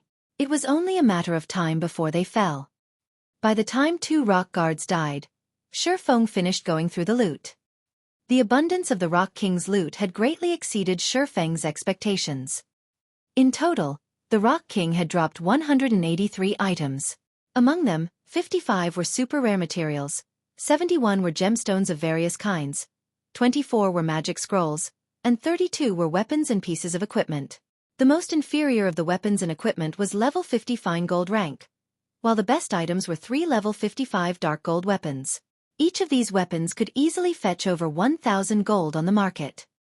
However, what surprised Xueqi most were the 3 pieces of the Breaker set, a level 55 dark gold set equipment. The Breaker set was an 8-piece set equipment for the Berserker class.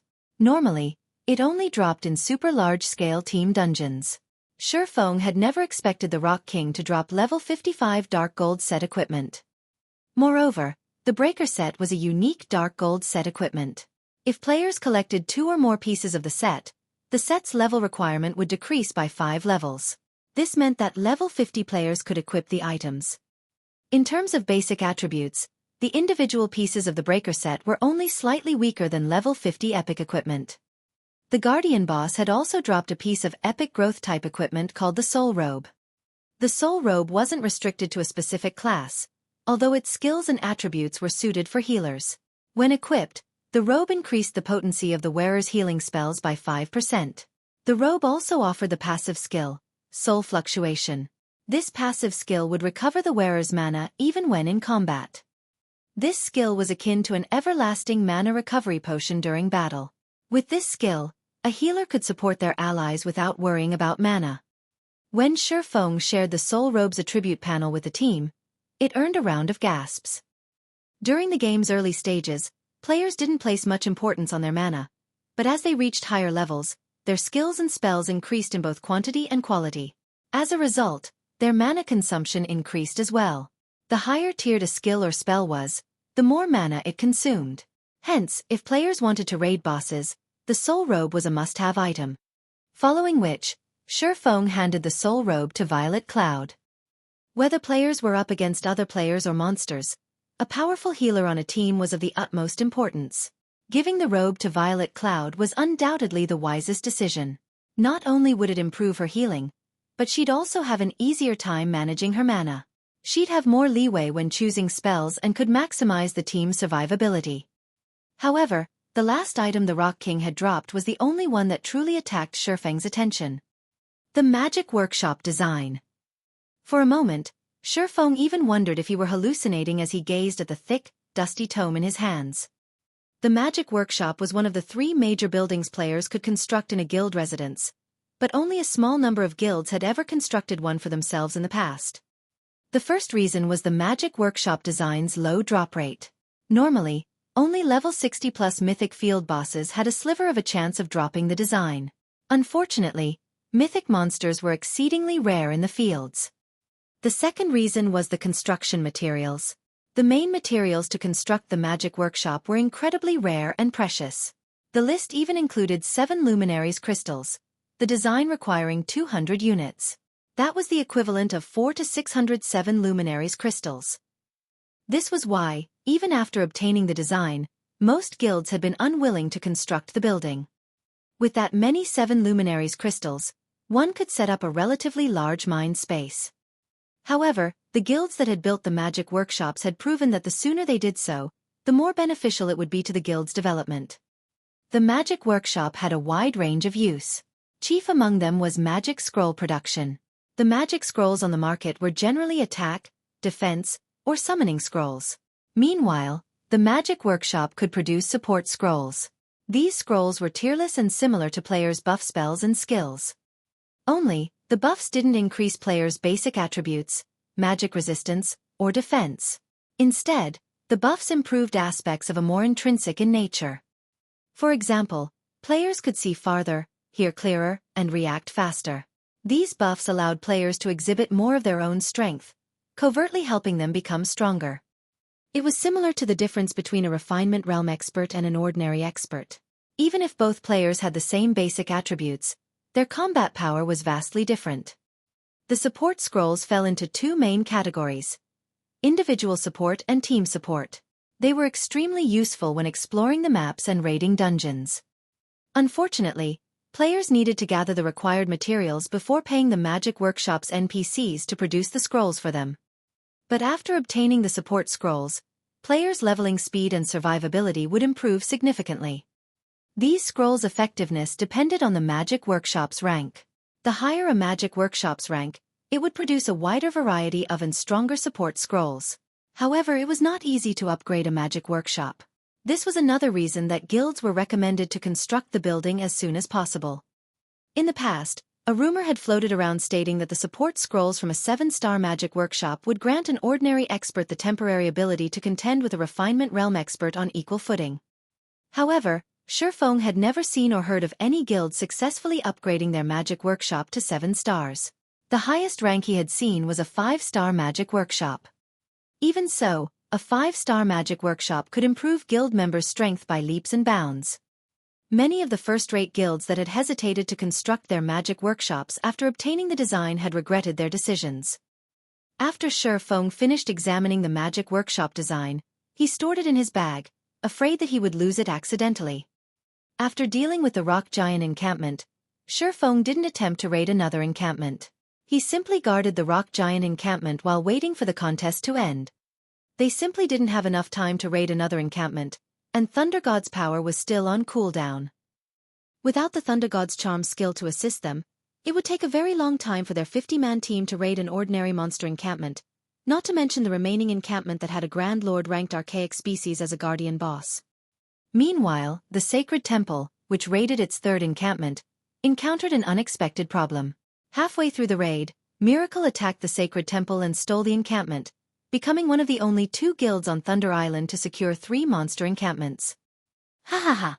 Despite their arrogance, the bastards from the Sacred Temple ended up with only 2 encampments, just like us.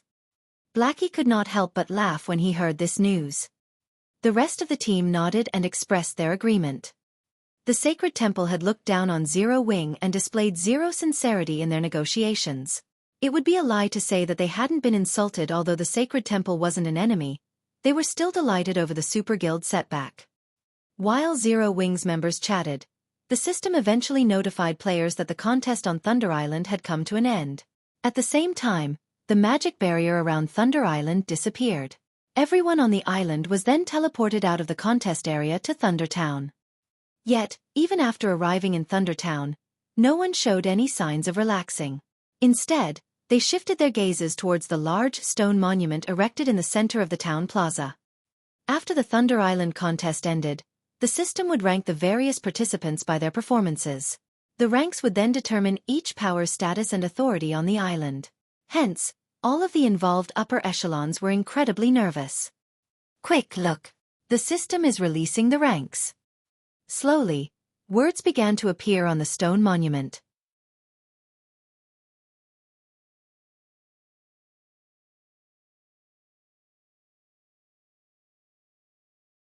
Chapter 1519.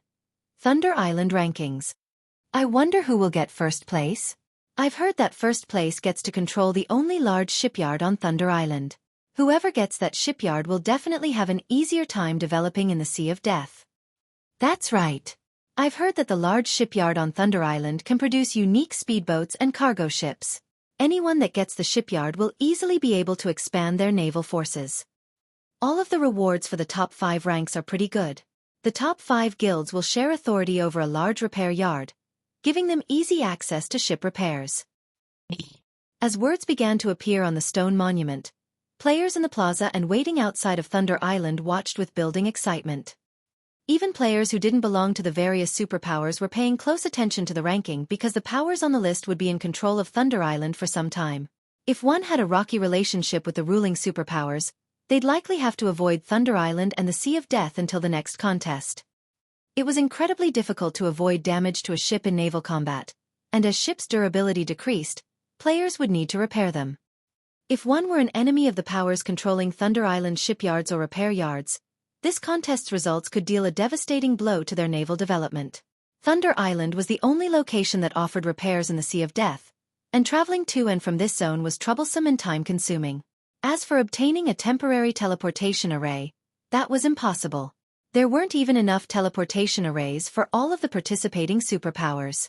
All minor characters like themselves could do was stand by and watch from the sidelines.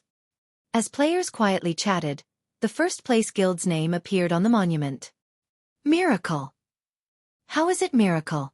Didn't the Battle Wolves secure 3 encampments as well? It should be because of the impromptu merge between Nine Dragons Emperor and Miracle's teams. Don't forget, Nine Dragons Emperor's side also secured an encampment. With this, Miracle technically has 4 encampments under its control.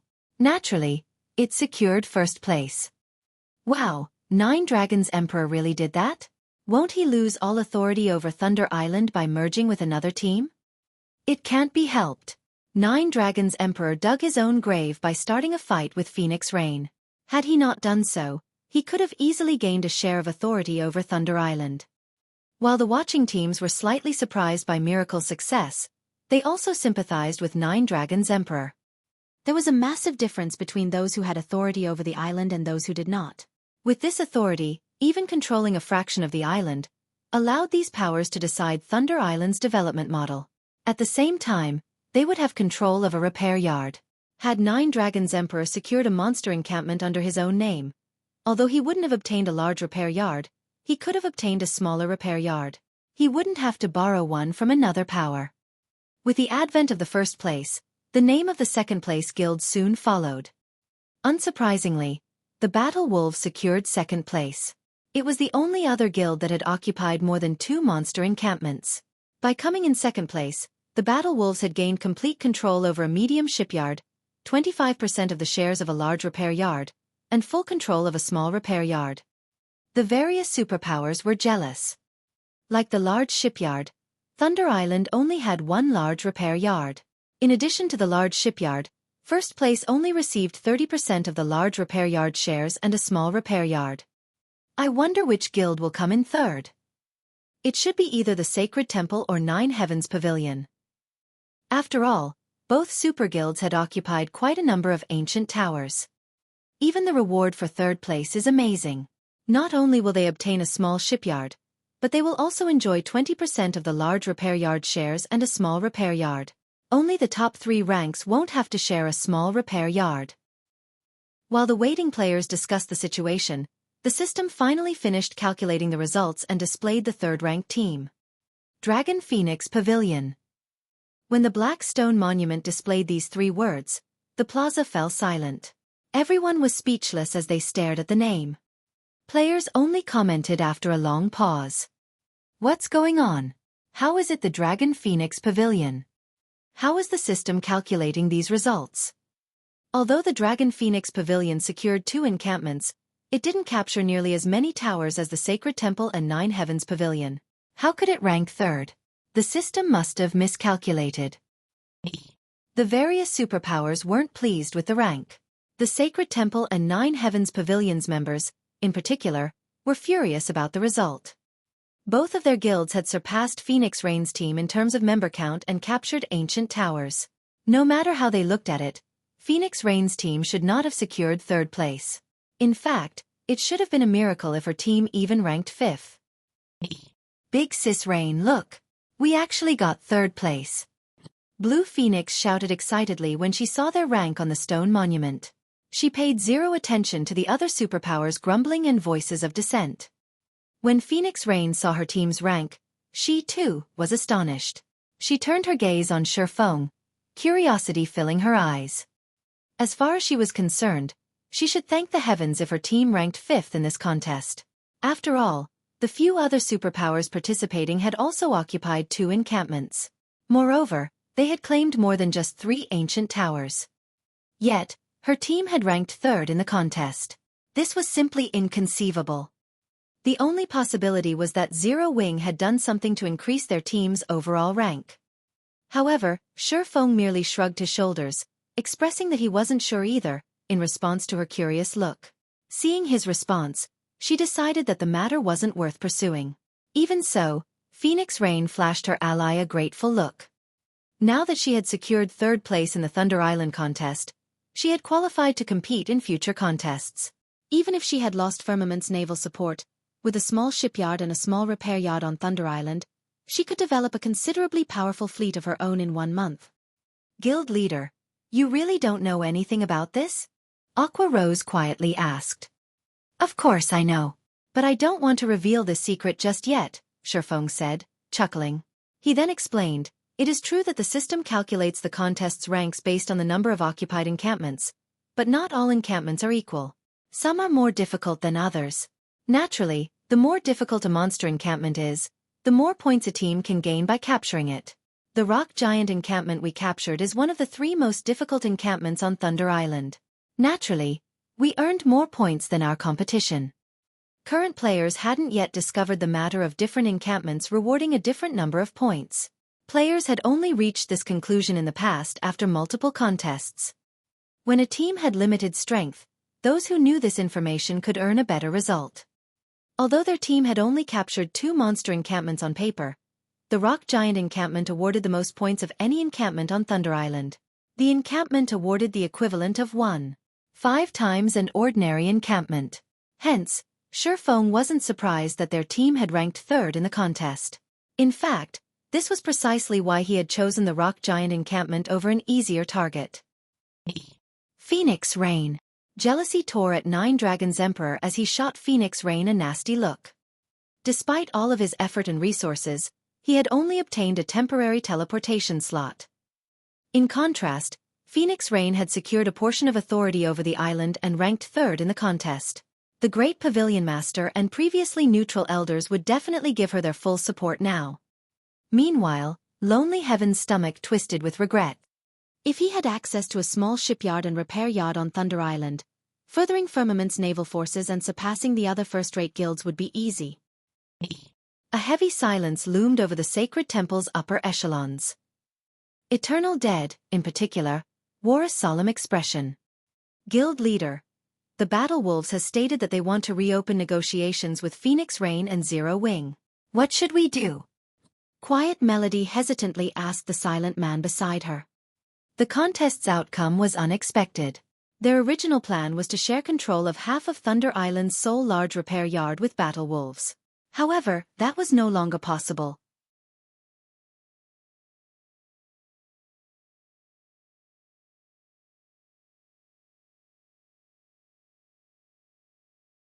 Chapter 1520.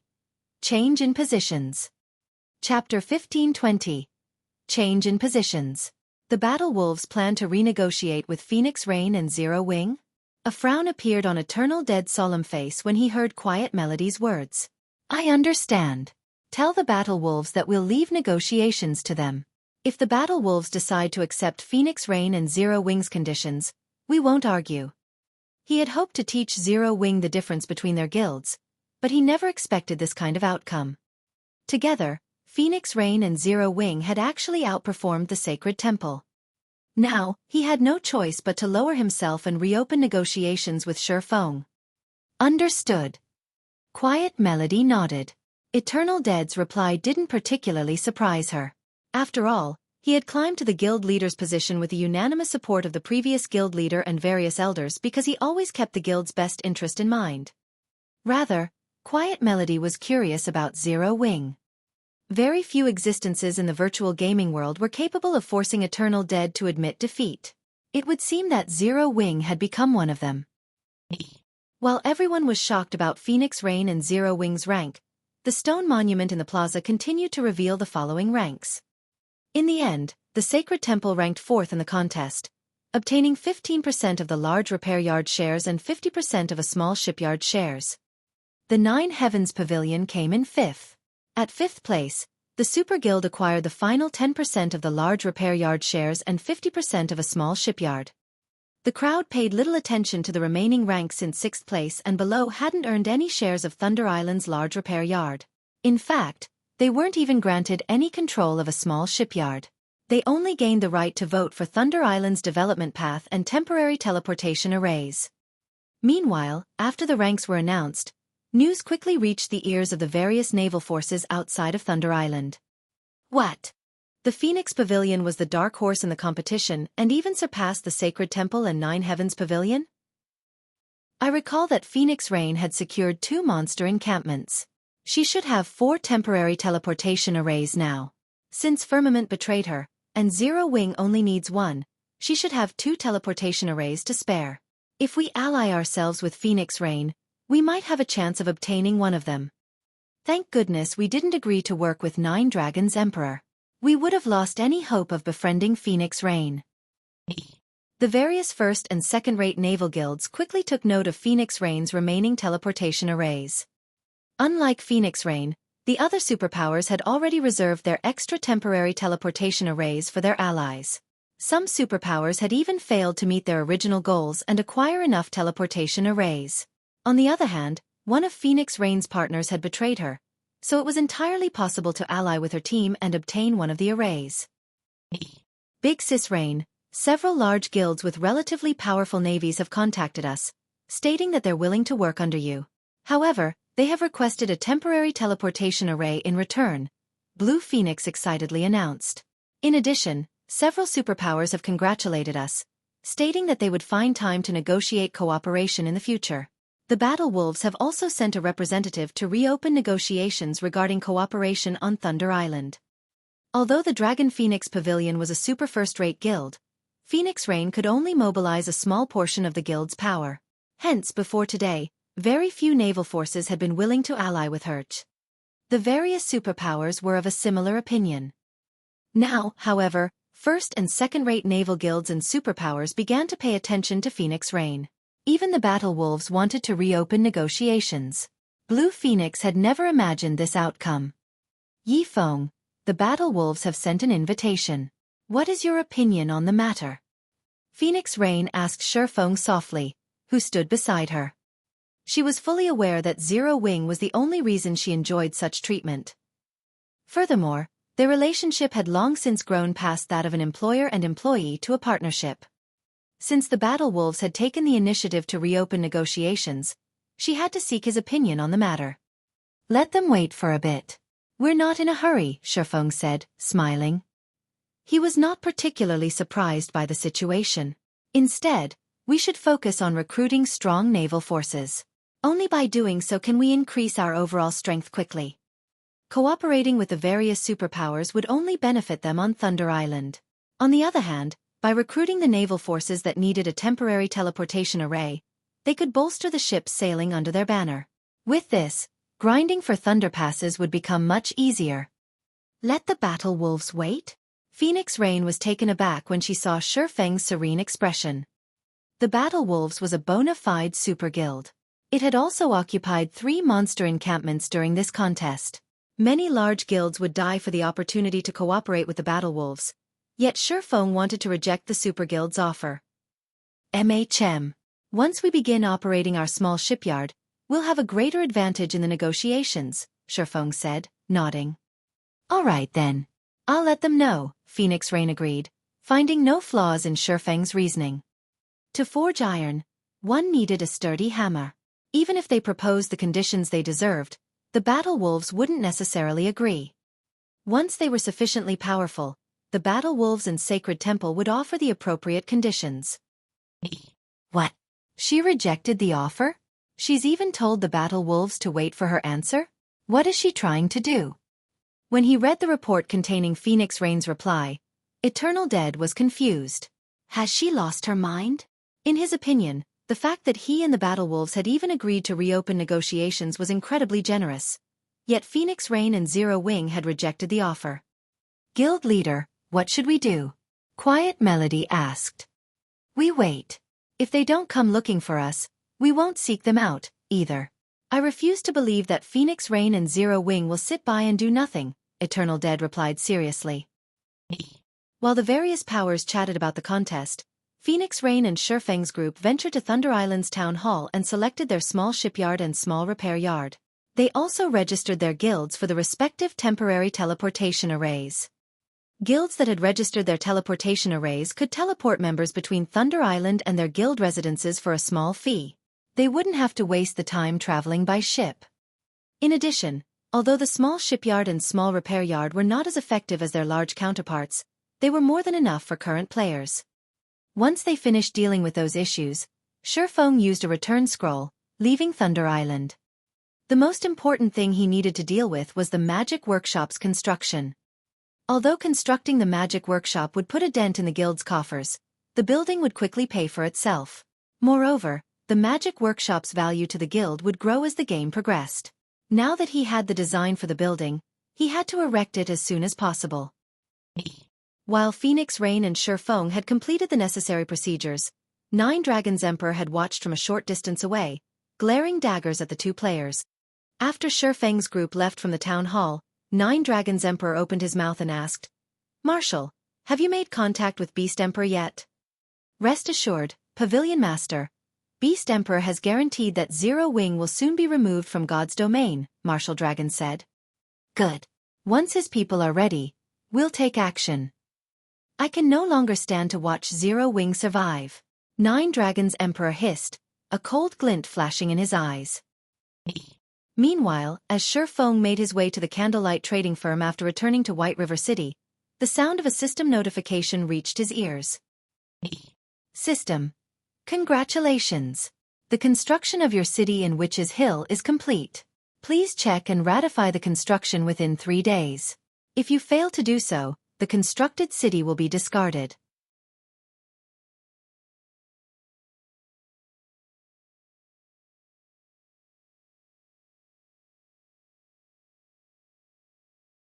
Chapter 1521. Materials of Astronomical Value. Chapter 1521. Materials of Astronomical Value. It's finally finished. Shurfeng could not help his elation when he saw the system notification. In God's domain, the income from a guild town was limited to its shops and establishments. While the money from these sources might sustain a small guild, it was nowhere near enough to cover a large guild's operation costs. Furthermore, guilds were required to pay exorbitant system management fees every month. The monthly management fee for a basic town was 5,000 gold. For an intermediate town, it was 15,000 gold, and for an advanced town, it was 50,000 gold. If a guild couldn't afford the fee, the system would temporarily freeze the guild's authority over the town. If the guild couldn't pay the fees within 3 months, they'd lose the town. The system would then hold an auction and sell the toe to the highest bidder. Aside from the monthly management fees, the guild was responsible for hiring the various NPCs that operated the town. Hence, when the various large guilds considered constructing a town, they had to consider whether or not they could afford to run it. A guild city's expenditures were even higher.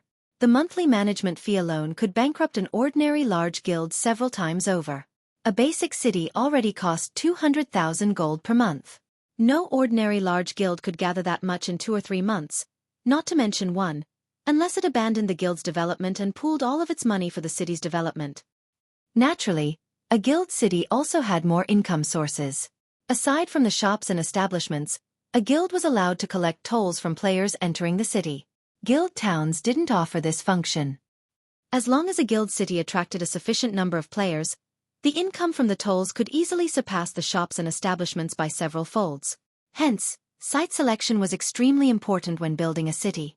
If the guild chose poorly, the city would lose the guild more money than it could earn.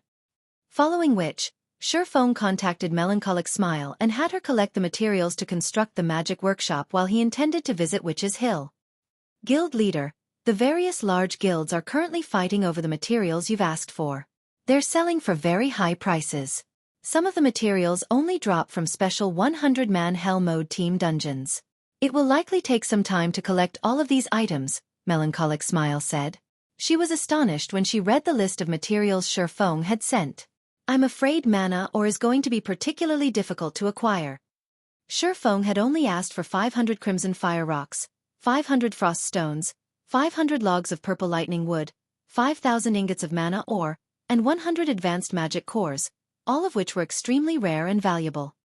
Mana ore was particularly rare since it dropped randomly when mining with an incredibly low drop rate. It was also useful in many aspects, such as construction, furnishing, forging, alchemy, and engineering. Although Zero Wing frequently purchased mana ore, it only had a stock of a little over 1,300 ingots. As for the advanced magic core, it only dropped from the final bosses in 100-man Hell Mode team dungeons.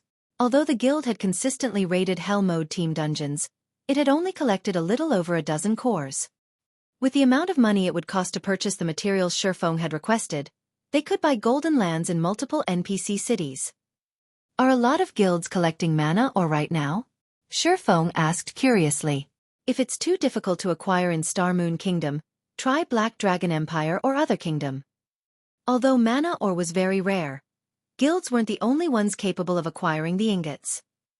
Many independent players spent their time mining ores in the fields, and a few were bound to get lucky, obtaining a few ingots. With how many independent players there were in the kingdom, it should not be very difficult to collect 1,000 pieces. Among the materials he listed, the mana ore should be the easiest to obtain. The list he had given Melancholic Smile hadn't even included the 7 luminaries crystals. Had he added that to the list, Melancholic Smile would have fainted from shock. Rather than a building, it seemed like he intended to construct a display of pure gold. Guild leader, the ore is very difficult to acquire. Searching other kingdoms and empires won't change that. The various large guilds have already purchased every ingot on the market, and any new mana ore will be highly contested over, Melancholic Smile said, smiling bitterly. Why? Xueqi asked curiously. As far as Xueqi could remember, while mana ore had been rare and in high demand, guilds hadn't necessarily fought over it. Even in the past, mana ore hadn't been cheap, each ingot selling for 30 to 40 silver. It's due to the Orc Empire's sudden rise. The Orcs have affected several kingdoms and 2 empires already, and these countries have dispatched their armies to hold the Orcs back. As a result, an exchange system activated on the front lines. So far, many items are available for purchase, including the common mounts, which most guilds have been searching desperately for. There are even bronze mounts available. To purchase these mounts, players have to complete all sorts of large-scale quests and earn contribution points. However, these large-scale quests are extremely difficult. They either required players to reinforce or capture towns. Meanwhile, not only are there a lot of orcs, but their combat standards are also quite high. In addition, when the orcs show up, a strange mist covers the area, driving players' mana into chaos and decreasing their combat power. Players are only able to stabilize their mana with mana charms, a consumable tool that's crafted with mana oregon. Aside from that, a lot of ancient ruins have appeared because of the fog. The monsters in these ancient ruins have very high drop rates. There have been rumors that claim that these ruins contain siege tools from ancient times. Hence, the kingdoms and empires' major powers are frantically collecting mana ore in hopes of raiding these ruins and acquiring guild mounts as quickly as possible. This, in turn, has resulted in the mana ore shortage on the market. The ore's price has also increased by several times. Melancholic Smile's explanation surprised Xueqi. Although he had known that the Orc Empire's rise would change the game, he hadn't expected the situation to develop like this. I understand. In any case, try to collect as many of these materials as possible. I'll figure out a way to deal with the mana ore problem, Xueqi said after giving the matter some thought.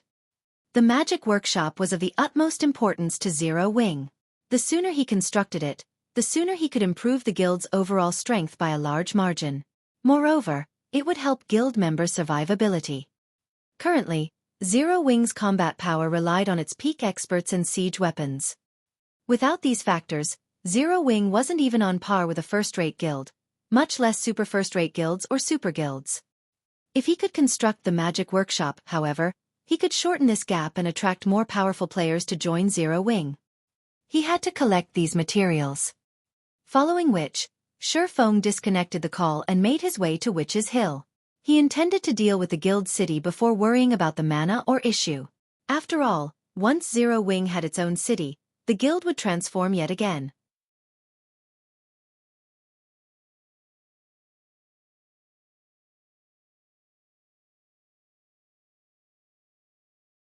Chapter 1522.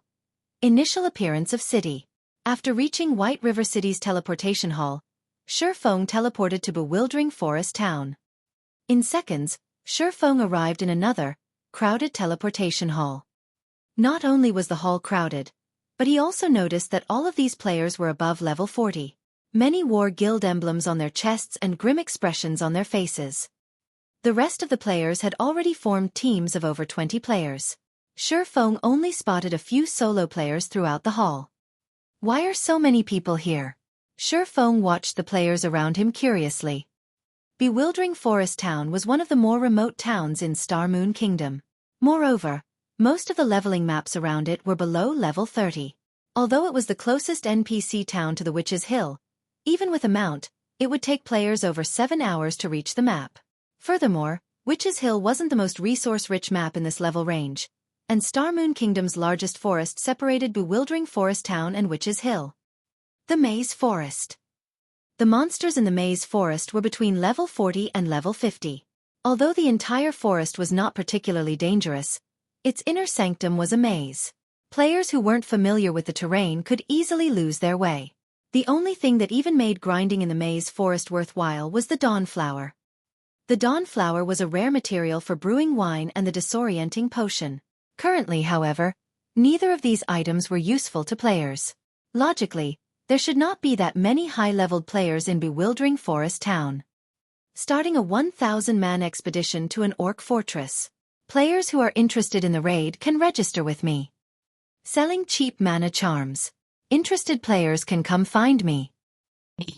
As soon as Xueqi left the teleportation hall, he was greeted by the sight of quite a few expedition teams recruiting members. In addition, merchant players stood by the busy street, hawking their wares. Of the numerous times Xueqi had visited the town during his previous life, he had never once seen the town this lively. The orcs have already reached this area. Xueqi was surprised as he watched the various players recruiting for 1,000-man team expeditions. The Orc Empire was southwest of Star Moon Kingdom, but although Bewildering Forest Town was the closest town in the kingdom to the Orc Empire, it didn't border the empire. Moreover, these players weren't mobilizing 100-man teams, but 1,000-man teams. It was rare in God's domain, much less Star Moon Kingdom. Normally, players would only form such large teams when venturing into dangerous regional dungeons. As Xueqi turned away from the crowd, intending to head to a bar to collect some intel, he heard the sound of a regional announcement. Bewildering Forest Town Region System Announcement. An army of orcs has broken through the defensive line of Star Moon Kingdom's Third Army, and is currently making its way to Bewildering Forest Town. Bewildering Forest Town will enter a defensive state and garrison quests will activate in Bewildering Forest Town. The orc army's estimated time of arrival is 10 hours. Please prepare. Crap. Aren't the orcs moving too quickly? They're already heading our way? Ha ha ha. This is wonderful. I'll be able to earn even more CPs. Upon hearing the system announcement, a commotion broke out among the players in town. Some were excited for the event, while others were surprised. However, the one thing these players had in common was their anticipation of the orc army's arrival. They were clearly interested in participating in the town's defense. It wasn't long before the teams that had been recruiting for an expedition changed their goal to the town's defense. Members of the various large guilds and adventurer teams immediately contacted their superiors, notifying them of the sudden development. Boss, orcs are going to attack Bewildering Forest Town. Guild leader, the Orc Empire you asked me to keep an eye on has broken through the defensive lines and will attack Bewildering Forest Town in 10 hours. For a time, players from the various large guilds and well-known adventurer teams in Star Moon Kingdom hurried towards Bewildering Forest Town. It was clear that these guilds and adventurer teams had long since prepared for this as their members flooded the town. Meanwhile, Xueqi found a seat on the second floor of an open-air bar, and just as he was about to browse Star Moon Kingdom's forums for information, Aqua Rose contacted him. Guild leader, the Orc army has started its invasion of Star Moon Kingdom's Bewildering Forest Town. I just received the news, but it seems that many guilds have already dispatched their armies to the town. Should we do so as well? I've heard that if the town is successfully defended, participating players will receive an abundance of CPs, and participating guilds can increase their influence in Star Moon Kingdom. Increase a guild's influence in Star Moon Kingdom? When Xueqi heard Aqua Rose's report, He realized why the various large guilds seemed so prepared and passionate about defending this town. In God's domain, kingdoms and empires wouldn't remain the same forever. As time passed, some would disappear, while others would rise to prominence. Guilds even had the opportunity to take control of some countries. This was how the various superpowers had established their own massive kingdoms and empires during Xueqi's previous life. Players couldn't simply establish kingdoms and empires by constructing numerous towns and cities. They had to take control of an NPC kingdom or empire. The Oceanic Kingdom, Sea's End, was a perfect example, in which players could take control of its NPC cities. Although players wouldn't have as much control of the cities as they would of a guild town, it was enough. On God's Domain's continent, guilds that wanted to take control of NPC cities, kingdoms, or empires needed guild influence. Of course, influence wasn't the only thing guilds needed to take control of NPC cities and countries. There were other requirements as well. At this stage of the game, it wasn't possible. Players were simply too weak, unable to take on God's Domain's NPCs. However, it was important for a guild to accumulate guild influence as early as possible. Aqua, see to the necessary arrangements immediately. Since the Star Moon Kingdom's large guilds are participating in the event, Zero Wing can't be absent, Xueqi instructed after giving the matter some thought. Although he had several methods to increase Zero Wing's guild influence in Star Moon Kingdom, it was not a bad idea to take advantage of this opportunity. It could save him a lot of time in the future. Guild leader, should we call in Gentle Snow's team as well? Aqua Rose asked. No need. Let them finish their promotions first. Xueqi had high hopes for Gentle Snow's and Zhao Yueru's Tier 2 promotions.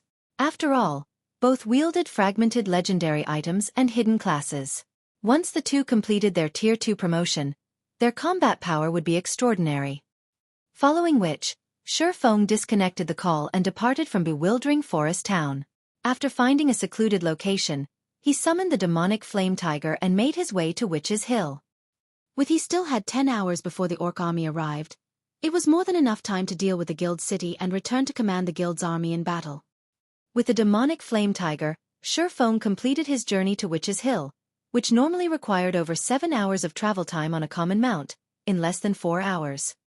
As Xueqi reached the massive waterfall near Witch's Hill, the sight of a towering city rose before him. Unlike Stone Forest Town, soaring, magically strengthened stone walls surrounded the city. Although it wasn't visible to the naked eye, a magic barrier also enveloped the city. Although players could enter a town from any side, players could only enter the city through its main entrance. The construction looks quite nice. Even from afar, Xueqi was satisfied with how his city turned out. His new city was much larger than the basic cities, which were upgraded from advanced towns that he had seen in the past. After the brief pause, Xueqi made his way towards the city.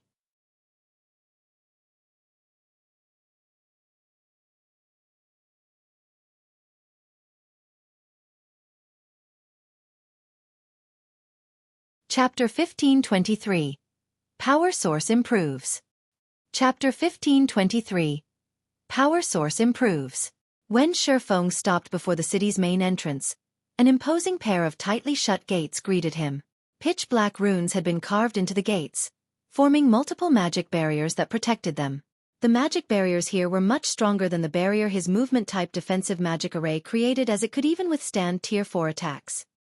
As for the magic barrier around the entire city, although it was not as powerful as the one on the gates, it wouldn't have any issue blocking Tier 3 attacks. This city was a perfect guild fortress. It was definitely worth spending all those coins to build this thing. Xueqi could not help his rueful sigh as he observed his surroundings. The city occupied a mountain peak, so the mountain's scenery remained unobstructed. In addition, an impressive waterfall fell by the hillside. Occasionally, Xueqi saw birds of various kinds fly past the mountain and below the city. He felt as if he had just arrived in paradise. Setting aside Witch's Hill's unique circumstances, this grand scenery would attract many lifestyle and entertainment players. During his previous life, Shadow hadn't even had a guild town at this stage of the game, yet his Zero Wing already had its own basic city. Not even super guilds had achieved this feat currently, only Sea's End's major powers controlled cities. Unlike Sea's End's major powers, however, he had complete control of his city. the city's development path wouldn't limit his options. Meanwhile, when Xueqi arrived, a dozen or so NPC guards came down from their posts along the city walls to open the gates. Esteemed City Lord, we have completed your city's construction. If there are no issues, we may begin the transfer procedures. A middle-aged man with a cross-shaped scar on his face respectfully reported as he came forward to greet Xueqi. The man wore a luxurious suit of armor with a white cape draped over his back. He also carried a long sword embedded with several pieces of 7 luminaries crystal at his waist. Although the man didn't radiate an aura, he was a level 180, Tier 3 Knight Captain. In a minor NPC city, he could even serve as the magistrate. At this stage of the game, he could kill any ordinary player in a single move. I'm fine with that. However, before we begin, I'd like to visit the city's core magic array, Xueqi said, nodding. He had previously obtained an evil god crystal after killing a Grand Lord-ranked evil demon under the Beast Emperor's command. To a guild city, the item's value was astronomical. The evil god crystal could be used as a power source for a city. Although it couldn't compare to a Titan core, the power source was very difficult to come by. It was definitely much stronger than the freebie power source that was included in a city's construction. Esteemed City Lord, please follow me, the Knight Captain Yared said as he led the way for Xueqi, the dozen or so knights previously guarding the gate following close behind. As Xueqi walked through the city, he could easily tell it was many times larger than Stone Forest Town. Not even an advanced town could compare to its grandeur. Despite the city's basic rank, it should easily accommodate over 300,000 permanent residential players. Moreover, this was assuming that he built the city's basic infrastructure. If he used advanced buildings, he could double the city's capacity, at which point the city wouldn't even feel cramped with over 1 million players. In contrast, players would likely walk shoulder to shoulder in an advanced town with a 1 million player population. However, it was due to the city's large size that it required a lot more resources to develop. Take the street Xueqi was currently on, for example. Although the NPCs had already built quite a few essential buildings, Xueqi passed large plots of empty land. He'd have to spend a lot more to fill these gaps. Based on Xueqi's initial estimates, the initial resources to construct the necessary infrastructure would be enough to drive any first-rate guild mad, not to mention constructing buildings like the battle arena. The buildings in cities were allowed to have far more floors than those in towns. The battle arena in Stone Forest Town, for example, could only have 8 floors. In a basic city, however, a battle arena could have up to 16 floors. Though, players had to have enough money to build them. Under Yored's lead, Xueqi quickly reached the 3rd underground floor of the City Lord's mansion. Esteemed City Lord, this is the city's main control room. Here, you may control the magic arrays all over the city. Yored explained as he gestured to the mammoth ball of water floating in the center of the hall. Numerous golden runes decorated the wide hall's walls, while the water ball in the center felt like an inhaling whale as it absorbed the mana from outside of the city, transferring the mana to the city's various areas. Meanwhile, a black crystal floated within the core of the magic water ball. This black crystal was the power source the system granted when players constructed their own cities. This crystal was the city's lifeblood, created by dozens of high-tiered wizards. It was a better power source than those that formed naturally or those the gods had created. Without hesitation, Xueqi went up to the magic water ball and replaced the black crystal with the evil god crystal. The moment he placed the evil god crystal in the magic water ball, the mana in the hall rampaged. The hovering water ball began to grow. As it did, the mana density in the hall increased. The Knight Captain and his entourage were afraid. Fortunately, after a few minutes, the hall's mana calmed. Everyone was dumbfounded as they stared at the evolved water ball. The previously mammoth water ball had tripled in size, and the hall's mana density had at least doubled. As I expected, a basic city can only use 60% of the evil god crystal's power. Xueqi was somewhat disappointed when he saw the evil god crystal's utilization rate the system had displayed. In God's domain, a strong power source didn't necessarily mean that players could improve a city indefinitely. Every city had its limits. It seemed that a basic city could only use 60% of the total energy an evil god crystal provided. If he wanted to increase the efficiency, he'd have to upgrade the city to intermediate or advanced rank. He might even need to upgrade it to the standard of a kingdom's capital city to use the evil god crystal's full power. However, 60% was enough to improve the city's defenses by a tier and increase its mana density by 40%. Although the city's current mana density couldn't compare to stone forest towns, it would rise beyond the towns once he constructed the magic and mana towers. Esteemed City Lord, you really know how to surprise a man. You actually got your hands on such a high-ranked power source. Your city is guaranteed to become famous in Star Moon Kingdom, Yared said in admiration. In Star Moon Kingdom, one could count the number of cities with such a high-ranked power source on one hand. Only the kingdom's capital was more powerful. After Yared finished speaking, the sound of a system notification reached Xueqi's ears. System.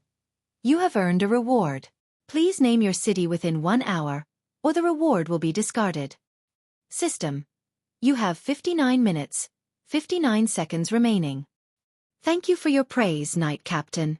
I am very satisfied with this city. Let's complete the transfer procedures right away, Xueqi said.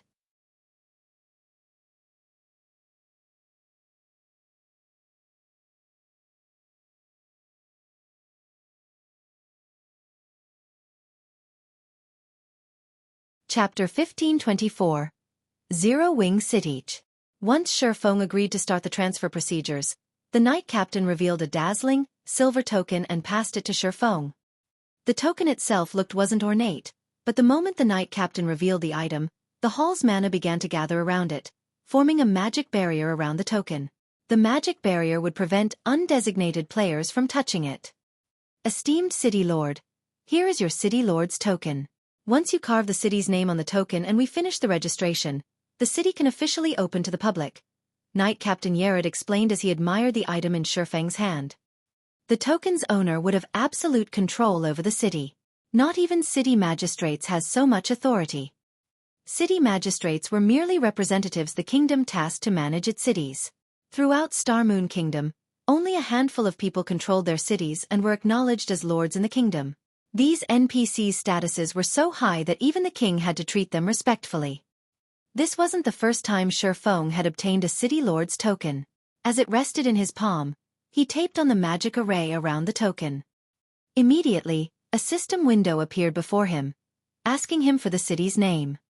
Since this is Zero-Wing's first city, let's call it Zero-Wing City, Xueqi thought as he filled in the name box. By using the guild's name for the city, not only would the public know who the city belonged to, but it would also advertise the guild. This was another benefit of constructing a city from scratch. If a guild obtained their city by upgrading a town, the new city would retain its old name. Hence, first-rate guilds and stronger had usually tried to construct their cities from scratch as proof of their prowess. After Xueqi finished naming Zero-Wing City, Yared began the registration process. Congratulations, esteemed City Lord. You have now become the first heavens blessed to own your own city in Star Moon Kingdom. The city will now enter a 21-day protection period. During this time, you may hire city guards to protect the city from harassment. You will also be responsible for a 200,000 gold tax each month, Yared explained. Do you wish to hire guards now? Do you have a list for me to choose from? Xueqi asked. A city's defense wasn't like that of a town. The system would only allow players to hire up to Tier 2 NPCs in a town. After all, Tier 3 NPCs could serve as small cities' magistrates. Although he could hire Tier 3 NPC guards in a basic city, he could only hire 5. Moreover, Tier 3 NPCs had different strengths and specialties. To ease the burden of the city's defense, it was necessary to choose the Tier 3 NPC guards carefully. All right. Here is a list of the Tier 3 guards we can currently provide. Unfortunately, since there are so many Tier 1 and Tier 2 guards to choose from, I am unable to provide a precise list. If you would like a more detailed list of your options, you may hire these guards from the Adventurers Association, Yared explained as he handed Xueqi a list. The list showed the general prices for the Tier 1 and Tier 2 NPC guards as well as a brief introduction of the various Tier 3 NPC guards available for hire. Hiring 10 level 150 elite guards for 21 days would cost 100 gold, 300 gold for 10 level 150, Tier 1 guards, and 700 gold for 10 level 150, Tier 2 guards. Each of the Tier 3 guards had different prices. There were a total of 37 Tier 3 guards available, and they cost anywhere between 800 and 1,400 gold for 21 days. The cost of hiring one of these NPCs could already rival that of 2 squads of Tier 2 guards. Even for Zero Wing, the expenditure wasn't easy to shrug off, yet Xueqi had no choice. He hadn't constructed Zero Wing City near any NPC towns or cities, so it could easily come under monster attack. This was especially true at night. For Zero Wing City, which didn't have its defensive constructs yet, powerful guards were a must.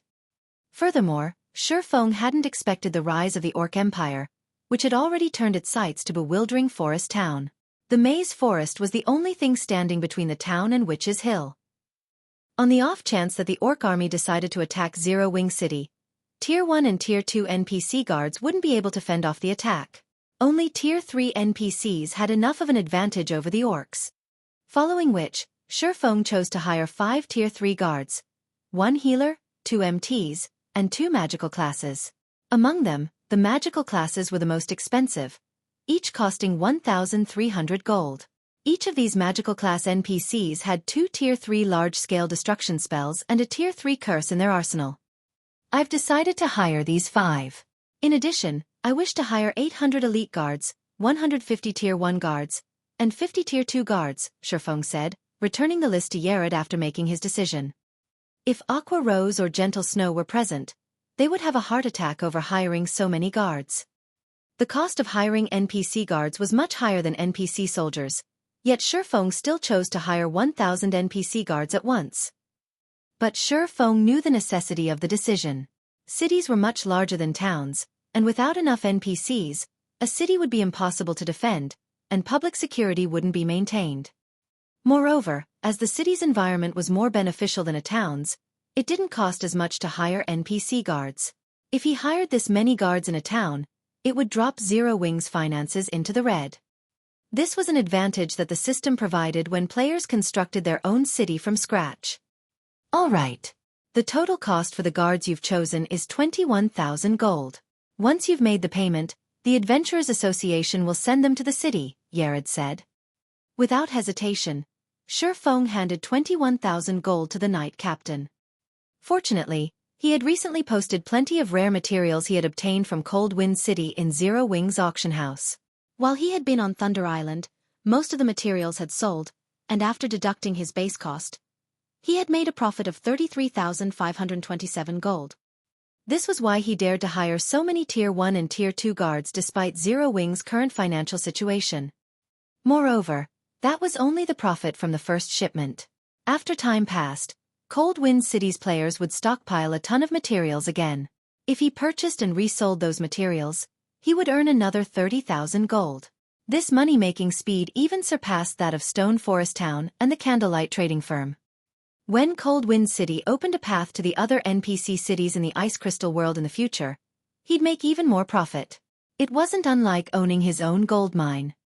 After Yared confirmed the payment, he bowed respectfully to Xueqi before leaving with the other knights. Following which, a series of system notifications and system announcements reached Xueqi's ears. System. Congratulations!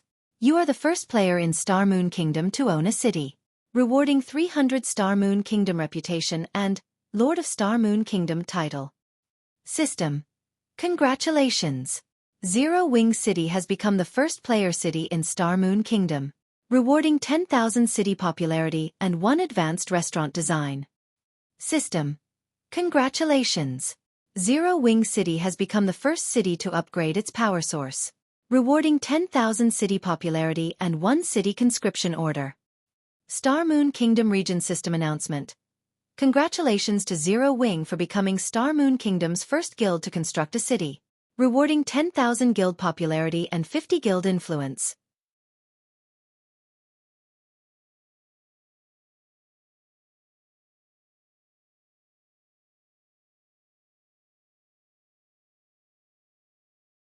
Chapter 1525. Uproar. Chapter 1525. Uproar. The regional announcement repeated for several times, the mechanical voice of the system echoing in the minds of Star Moon Kingdom's players continuously. For a moment, whether they were players currently resting in towns and cities or players out grinding in the fields, they all fell into a daze when they heard this announcement. What's going on? Constructed a city? How is this possible? The various large guilds are still working on getting their towns upgraded to the intermediate rank. Even super guilds have just begun trying to upgrade their towns to the advanced rank. How could there be a guild city already? Did Zero Wing manage to upgrade Stone Forest Town into a city? All hail Zero Wing. That might really be possible. After all, the player population in Stone Forest Town right now is really insane. The population there is not one bit lower than an NPC cities. This is impossible. I'm standing inside Stone Forest Town right now, and nothing about the town has changed whatsoever. Practically everyone on Star Moon Kingdom's official forums was discussing Zero Wing and the city it built right now. Although the players of God's Domain currently did not have any concrete information about guild cities, they could generally guess how amazing a guild city would be just by looking at the various guild towns currently in the game. Setting aside the various other functions a guild city would possess, just the amount of land it occupied would definitely exceed that of a town by a large margin, which would, in turn, allow it to accommodate more players. However, compared to the fact that Zero Wing was now in possession of a guild city, everyone was much more interested in finding out about the city itself, particularly its location. Currently, mainstream players were starting to outgrow Stone Forest Town. If Zero Wing had built its city at a high-level resource map and replicated the facilities it had in Stone Forest Town in its new city, players would both be able to complete high-level quests without traveling long distances and easily improve their combat standards inside the city, killing two birds with one stone. Zero Wing has a guild city now? This is a good opportunity for our adventurer team. A new city? I wonder where it's located. If its location is good, it might not be a bad idea to buy a shop there and settle down. In the eyes of most independent players, Zero Wing's new city was merely a potential rest area. To the various adventurer teams and merchant players, however, the city was a huge opportunity for them. Currently, both the private houses and shops of Stone Forest Town were becoming increasingly valuable. Many wealthy adventurer teams and merchant players were already regretting their decision not to purchase one for themselves before. At the same time, the various large guilds of Star Moon Kingdom also became busy, holding internal meetings to restructure their future development plans in the kingdom. Zero Wing's acquisition of a guild city might be good news for ordinary players, but there was nothing good about it for large guilds like theirs. In God's Domain, maintaining and protecting a guild town entailed a lot of manpower. Hence, whenever a guild was thinking of conquering a new guild town, said guild would have to expand and recruit new members. Naturally, a guild city would need even more players to maintain and protect a city. Meanwhile, once Zero Wing began increasing its member count, it would also require more resource maps for these new members to develop in. Yet, as players reached higher levels, the resource maps available in Star Moon Kingdom also grew increasingly scarcer. As a result, competition between guilds also intensified. In the future, there would definitely come a time when their guilds would have to compete against Zero Wing. Hence, they naturally had to plan for such situations in advance. For a time, due to this system announcement, Zero Wing once again became the focus of the entire Star Moon Kingdom. Players within the kingdom were practically talking about Zero Wing non-stop. Meanwhile, just as Xueqi was about to make arrangements for Zero Wing City's further development, he suddenly started receiving mails and calls one after another. Guild leader, what did you do?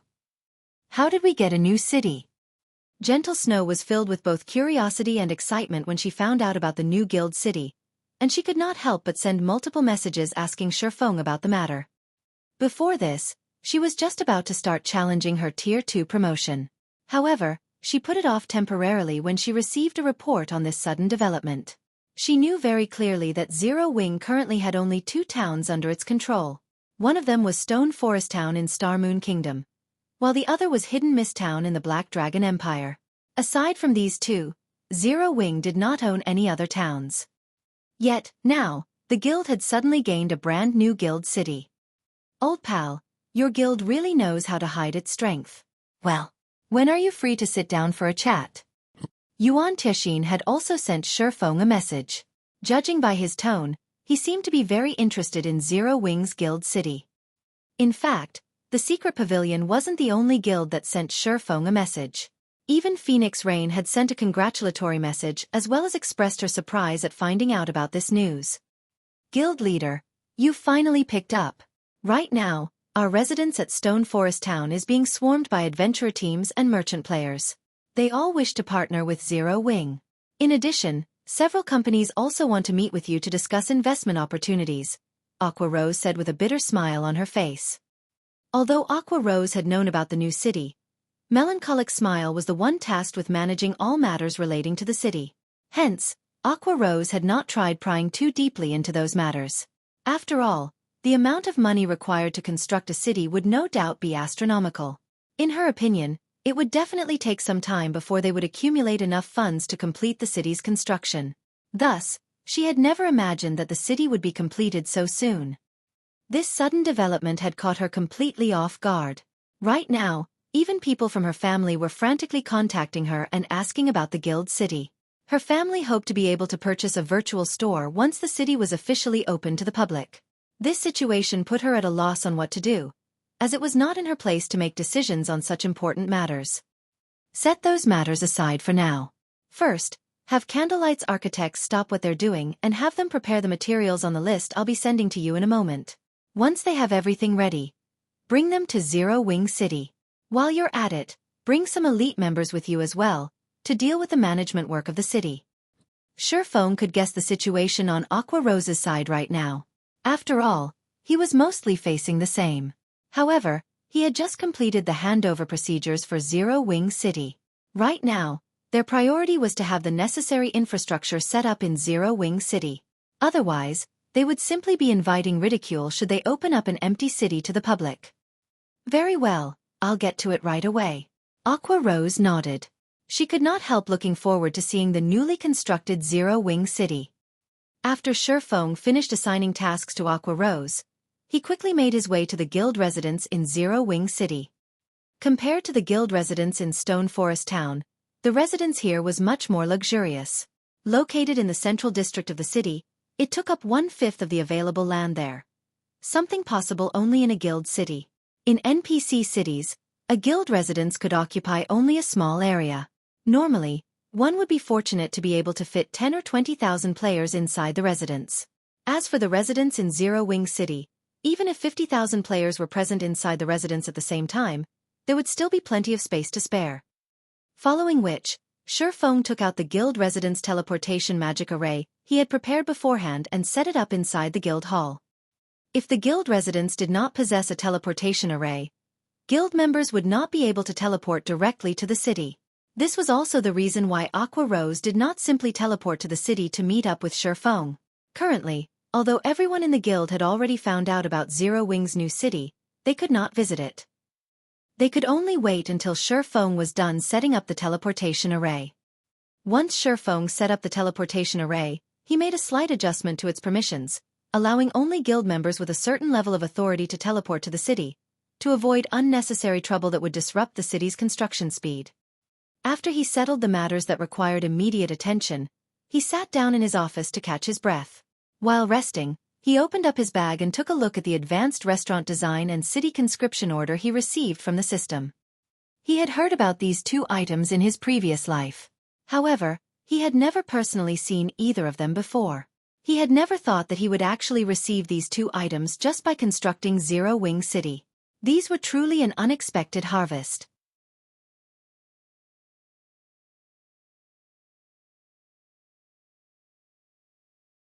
Chapter 1526. Strengthening Players. Chapter 1526. Strengthening Players. It's no wonder these things can help a guild improve quickly. They actually possess such effects. Xueqi was astonished as he inspected the advanced restaurant design and city conscription order in his bag. The city popularity the system awarded was already quite beneficial to the city's development, as it would lure many more NPCs to the city. However, when compared to the two items in his bag, the amount of city popularity he had gotten paled into insignificance. Similar to the advanced auction house, the advanced restaurant was an extremely rare advanced construction in God's domain. The guilds that managed to obtain it in his previous life numbered extremely few. There had been one instance where a top adventurer team had put up an advanced restaurant design for auction. In the end, the design had sold at a price that could cause even first-rate guilds to despair. 2 fragmented legendary items. Even after 10 years had passed in God's domain, fragmented legendary items were still extremely hard to come by in God's domain. Back then, most first-rate guilds would have only 2 or 3 fragmented legendary items in the entire guild, and none of them were willing to exchange any. After all, everyone back then was already fully aware of just how valuable a fragmented legendary item was. Yet, in the end, a superpower had still bought the design for 2 fragmented legendary items. Back then, many people had felt that the transaction was not worthwhile, and Xueqi was no exception. After all, a restaurant would, at most, function as an attraction to lure players to a city. Meanwhile, the clientele would be spending only coins or magic crystals at the restaurant. To the wealthy superpowers, fragmented legendary items held far greater importance compared to coins and magic crystals. Nevertheless, the various superpowers back then had still gladly competed over the advanced restaurant design. Now that Xueqi saw what functions the advanced restaurant possessed, however, he immediately realized why the various superpowers had been eager to buy the design back then. Not only was the advanced restaurant much more spectacular than a basic restaurant in terms of size and appearance, but it also had various modes of transactions available. In addition, players could even hire Master and Grandmaster Chef NPCs for the restaurant. In God's domain, no matter which subclass a lifestyle player possessed, they would have great difficulty reaching even the Master rank, not to mention the Grandmaster rank. Meanwhile, any lifestyle player that managed to reach the Master or Grandmaster rank in their subclass would be capable of taking on a role that exceeded one's imaginations. This was especially true for those that managed to become Grandmaster lifestyle players. They would become existences that could single-handedly affect an entire guild's strength. Take a Grandmaster Chef for example. Aside from being able to cook up unimaginably delicious food and beverages, a Grandmaster Chef was also capable of producing special cuisines that could permanently improve a player's attributes or even physique. There was a limit to how many times a player could improve through consuming such cuisines, but, even so, the capability was already plenty amazing.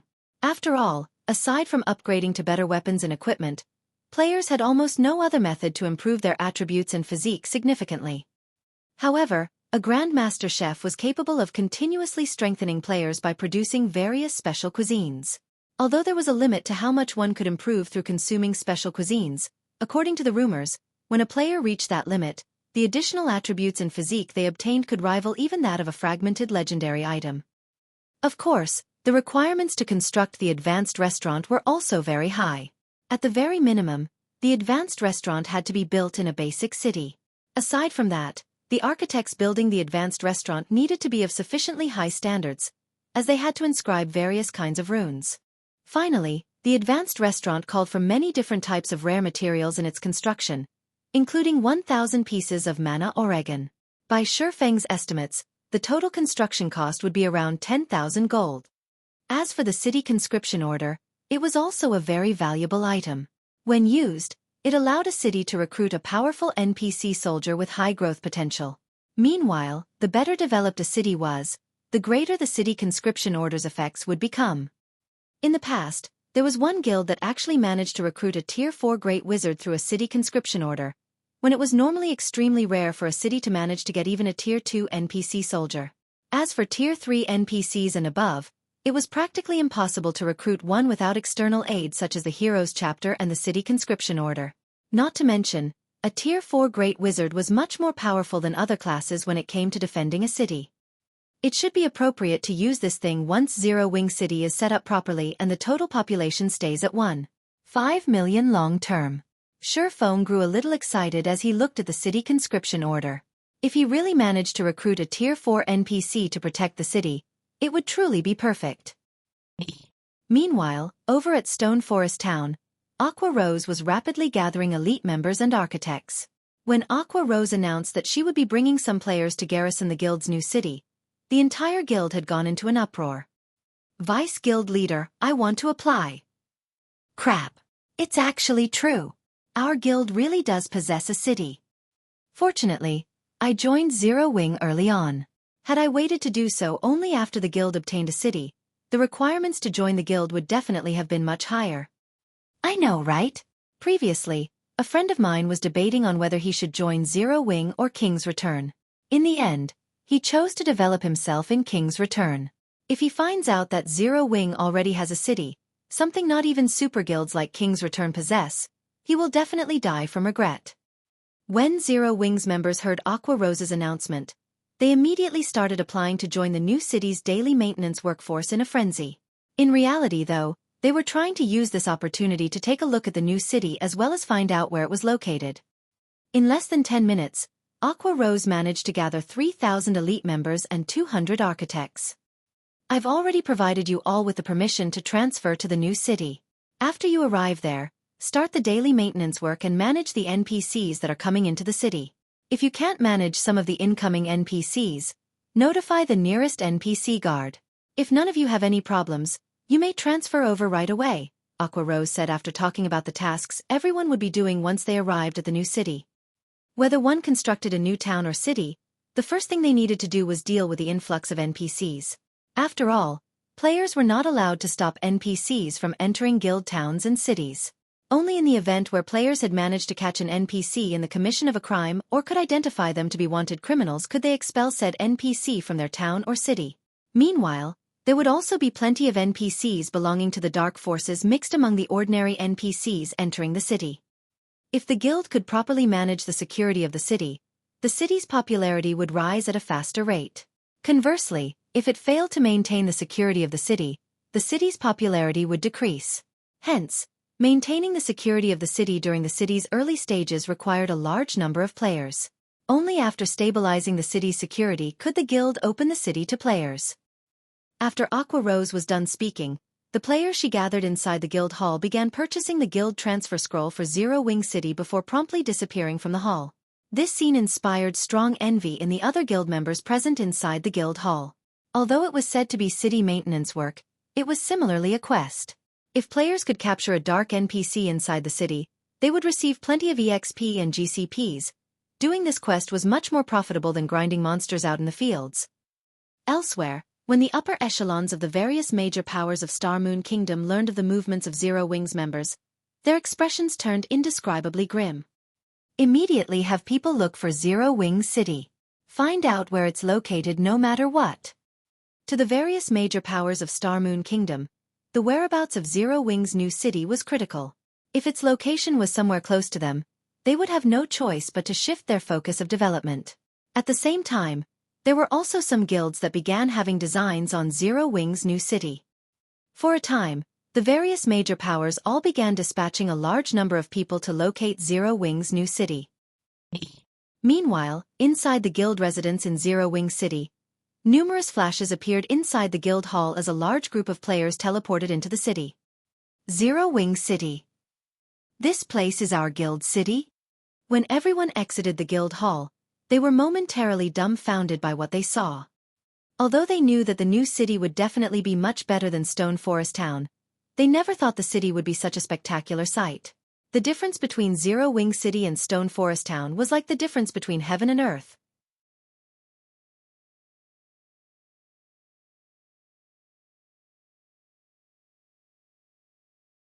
Chapter 1527.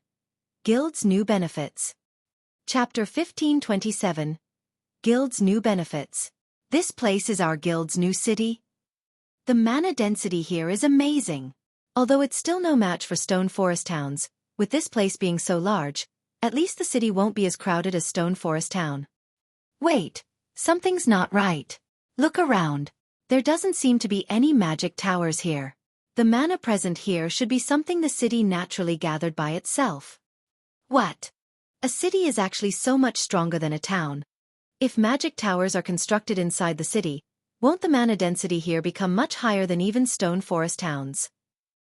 After Zero Wings members exited the guild hall and observed their surroundings, they quickly noticed a marked difference between a guild town and a guild city. This was especially true in the case of mana density.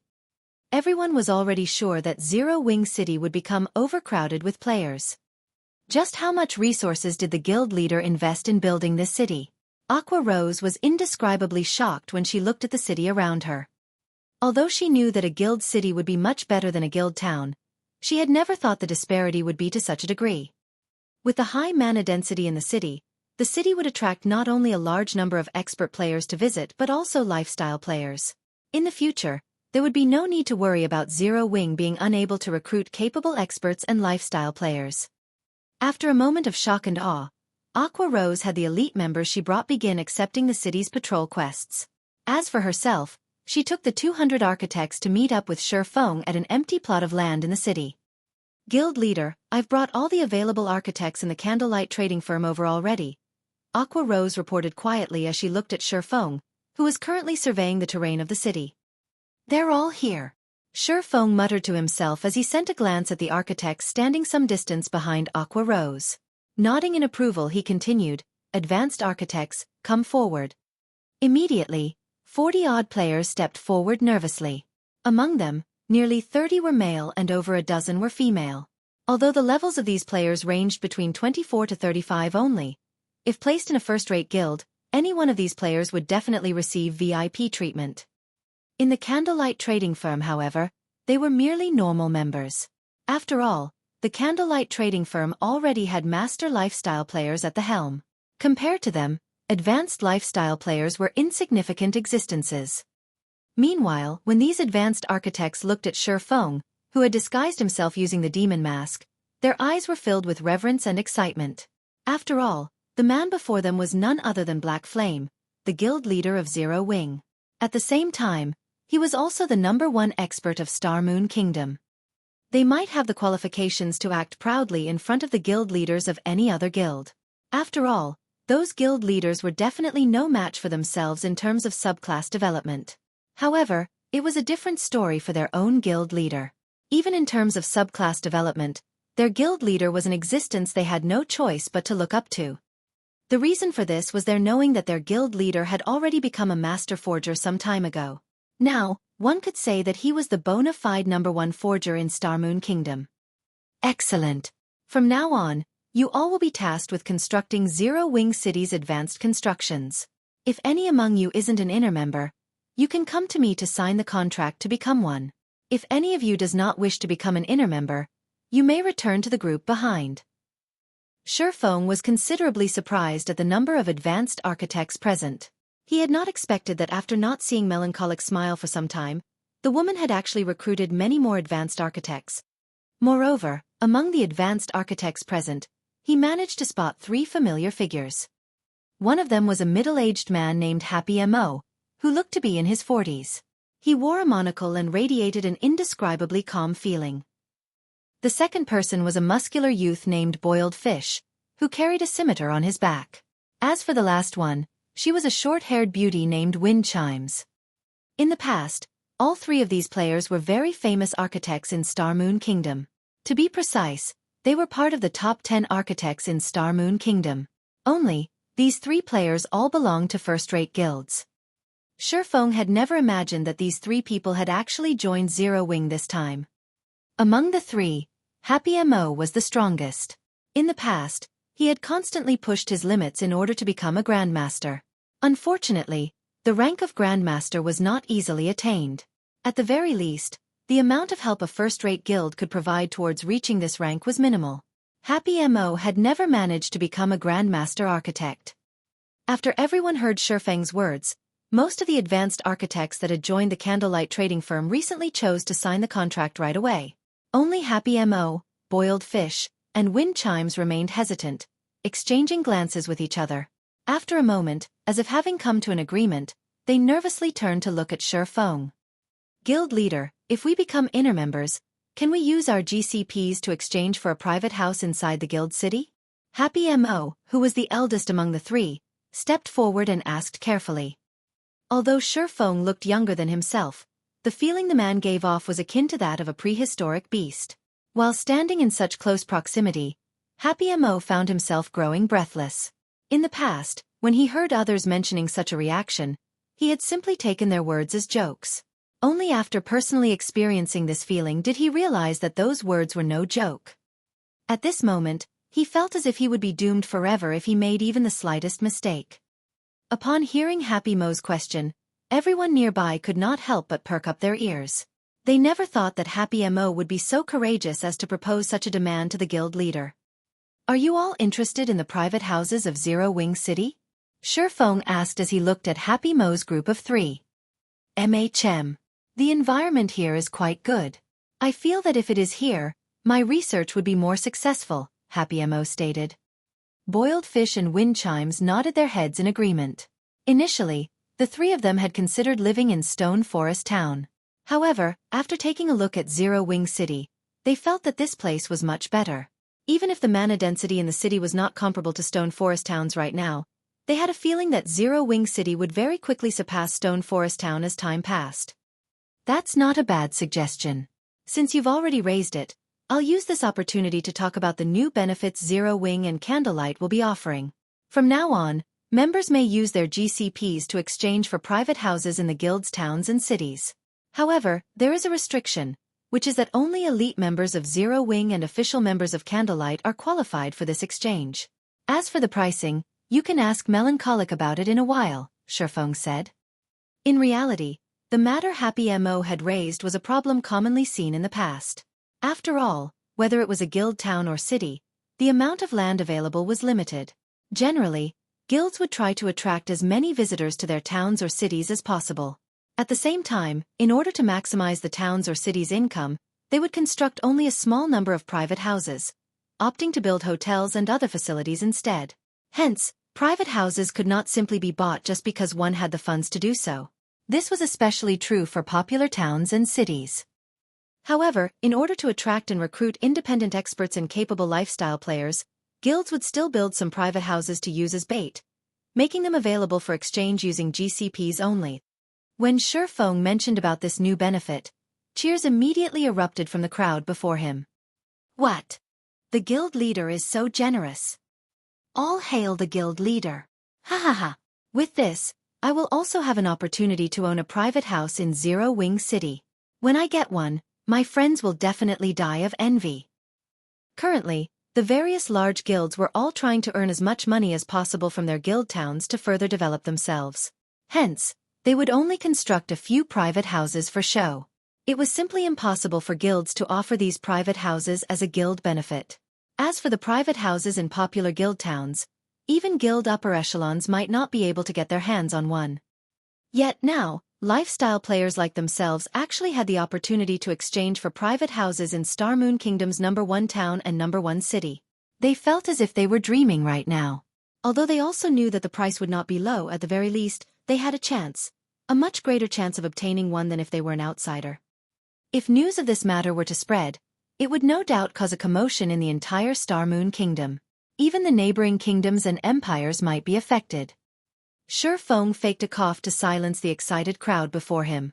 He then said, "All right, now that that's dealt with, once you sign the contracts, you all will start researching this item together," and took out a thick book from his bag. This book was none other than the Four Towers of Elements design, which he had obtained from the fallen Archaic.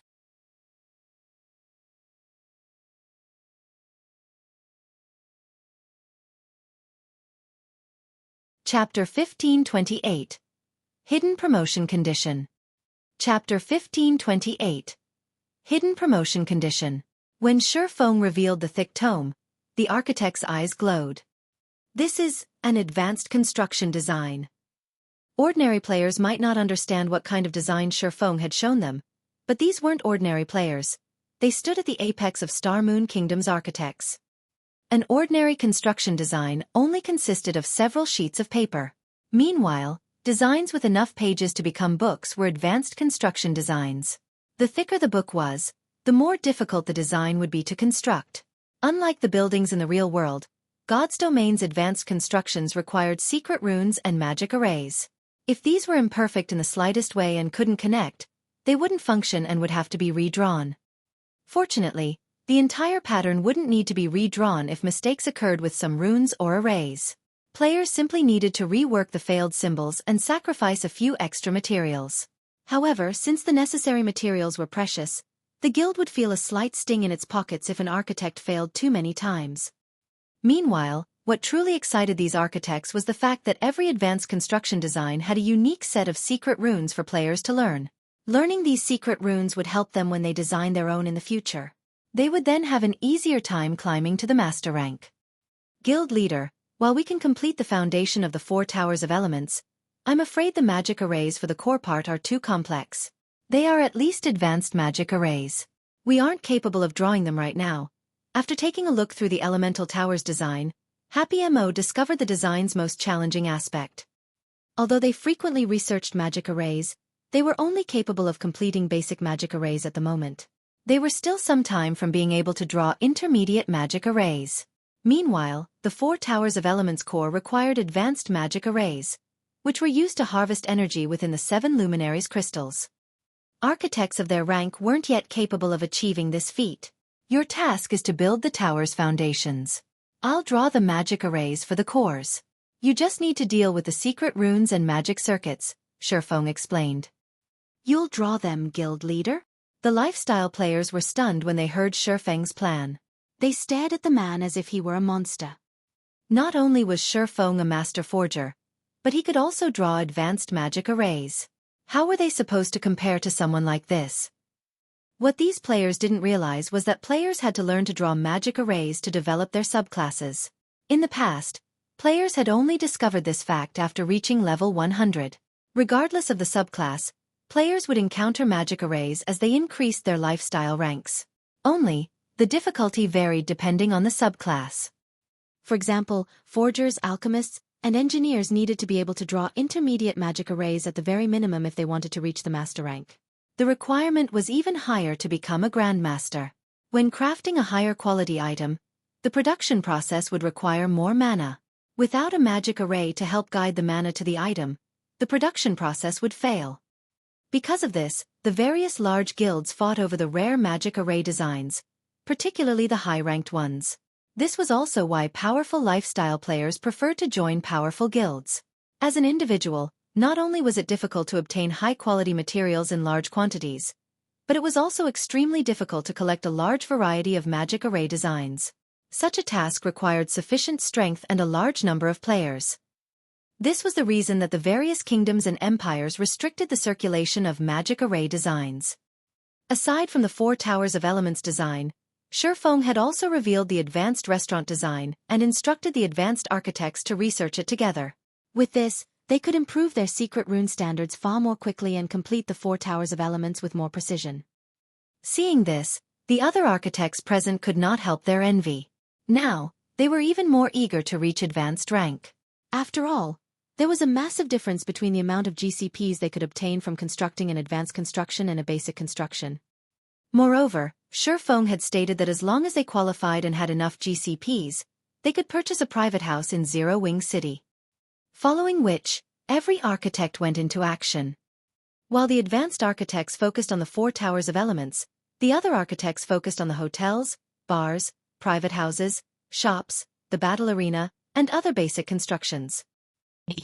Elsewhere, Xueqi published the news of Zero Wing City on Star Moon Kingdom's official forums. After all, the city wouldn't remain a secret for long, and with how massive Zero Wing had become, the guild certainly had quite a few spies among its ranks. Rather than letting only the other guilds in on the secret, it was more beneficial to announce it to the kingdom, increasing the city and guild's fame. When the information went public, a sensation swept through the kingdom. The spectacular view from the city alone was mesmerizing, not to mention its functions. However, players were more excited about the city's mana density. The city's mana density is so high even without any magic towers. With this, Zero Wing will definitely rise in God's domain. Once Zero Wing finishes constructing magic towers, the city's mana density will be even higher than in Stone Forest Town. But why is Zero Wing City constructed in Witch's Hill? Although the average levels of the area's maps are quite high, their resources are average at best. They chose a far better location for Stone Forest Town. Zero Wing might have other reasons. Just look at Witch's Hill. It has the high-level resource map, Shadow Forest, and the Hell Mode regional dungeon, Mournful Ruins. When players reach level 60, Witch's Hill will be a prime leveling spot. I wonder when Zero Wing will open its city to the public. That's right. When is Zero Wing going to open the city? It would be great if our adventurer team can garrison in Zero Wing City. Hopefully, the private houses won't be too expensive. Although Xueqi had only released a small amount of information, it was enough to stir players' interest. When the various large guilds saw Xueqi's post, some celebrated, while others wept. Those who celebrated were the guilds whom the city couldn't threaten right now. After all, God's Domain's mainstream players were still some distance from level 40. It would still be some time before mainstream players would head to level 50 to 70 areas like Witch's Hill to develop. Once players reached level 50, Zero Wing City would become a disaster. Gather more manpower immediately. We need to earn as many contribution points as possible during Bewildering Forest Town's defense. For a time, the various large guilds assembled and dispatched their forces to Bewildering Forest Town. If their guilds wished to develop quickly, they had to deal with their lack of mounts as quickly as possible. Bewildering Forest Town's defense was the best opportunity to do so. As a result, more players flooded to the already crowded town. Among the new arrivals, the lowest level was level 40, while the majority were level 42 and 43. As one large guild after another arrived with its forces in Bewildering Forest Town, many of the independent players, who were there to earn some contribution points, were amazed. Expert players, which were normally difficult to encounter, swarmed the town. Their equipment was simply blinding. Normally, players in full level 40 dark gold equipment attracted a lot of attention, but now, these players were a dime a dozen. In fact, they barely attracted any attention. Many of the players who had come to Bewildering Forest Town wore full sets of level 45 dark gold equipment, but some even wielded weapons and equipment that radiated the epic rank glow effect. Among the various large guilds that had arrived, one guild stood out. Upon this guild's arrival, the other guilds in the teleportation hall opened a path for its members. Not only were these guild members' levels quite high, but the other guilds' upper echelons also drooled over their equipment. In addition, every one of these players sat comfortably atop their mounts, with the majority riding pitch-black warhorses. These players also wore a black cape draped over their shoulders. As they moved, they looked like a well-trained army. The several dozen players leading this group even rode bronze rank and above mounts. Compared to these players, the other guild's members looked like hoodlums. What guild is that? It's so amazing. Have you never been to a neutral map outside of Star Moon Kingdom? You don't know about Heaven's Burial? Heaven's Burial. How is this possible? I remember that Heaven's Burial suffered a devastating defeat when it tried to compete with Zero Wing for the position of number 1 guild. How does it have so many high-level members? They even have mounts. You must have never been to a neutral map before then. After Zero Wing defeated the guild, Heaven's Burial shifted its focus. Now, it thrives in neutral maps. Have you heard of Bonewind Town? I've heard of it. I think it's one of the 3 Orc towns players captured after the Orc Empire's rise. Let me tell you then. Heaven's Burial is the guild that captured Bonewind Town. Because of that, a large corporation decided to invest in the guild. Heaven's Burial used those investments to recruit a large number of experts and well-known workshops from other kingdoms and empires. Now, the guild's strength has reached a new level. If Heaven's Burial clashed with Zero Wing in the fields now, it might have a chance of victory. As the crowd discussed Heaven's Burial, another series of flashes illuminated Bewildering Forest Town's teleportation hall. Unlike Heaven's Burial's members, however, none of these players rode mounts. But despite standing there quietly, the crowd couldn't help but turn towards them. Zero Wing's members are here.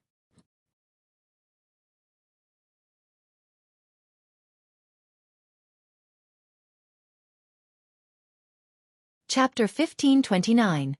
War Between Countries. Chapter 1529. War Between Countries. As Zero Wing's members teleported into Bewildering Forest Town, their arrival caused a commotion that swept through the town. Zero Wing's members have arrived. What a powerful aura. As expected from Star Moon Kingdom's number 1 guild. What? Black Flame is here too. As Bewildering Forest Town's players watched Zero Wing's team approach the town's ramparts, they unconsciously moved aside, opening a path for these experts. Guild leader, Zero Wing's members are so high-leveled.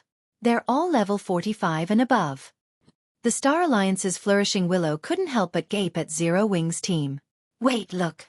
There are level 50 players among them. Aqua Rose and the other dozen or so core members are actually over level 50. Flourishing Willow was a top-tier expert in the Star Alliance, and she had been leveling quickly in a neutral map, reaching level 47. Based on her calculations, she could rank among Star Moon Kingdom's top 20 players, and that included the players who hid their levels. However, She had never imagined that the Zero Wing would have several dozen players that had higher levels than hers. Among them, over a dozen players were above level 50. Level 50? Galaxy Past, who stood beside Flourishing Willow, turned to look at Xueqi and his team. This news was truly surprising. What about Black Flame's level? He did not doubt Flourishing Willow's words in the slightest. Although Zero Wings members wore black cloaks and hid their levels, Flourishing Willow had learned a super rare identification skill that could see through a black cloak's concealment. Level 50 was a significant threshold for players. Not only would weapons and equipment's quality spike, but players could also challenge their Tier 2 promotion quests. There was no doubt that Zero Wings members had already begun to challenge these quests.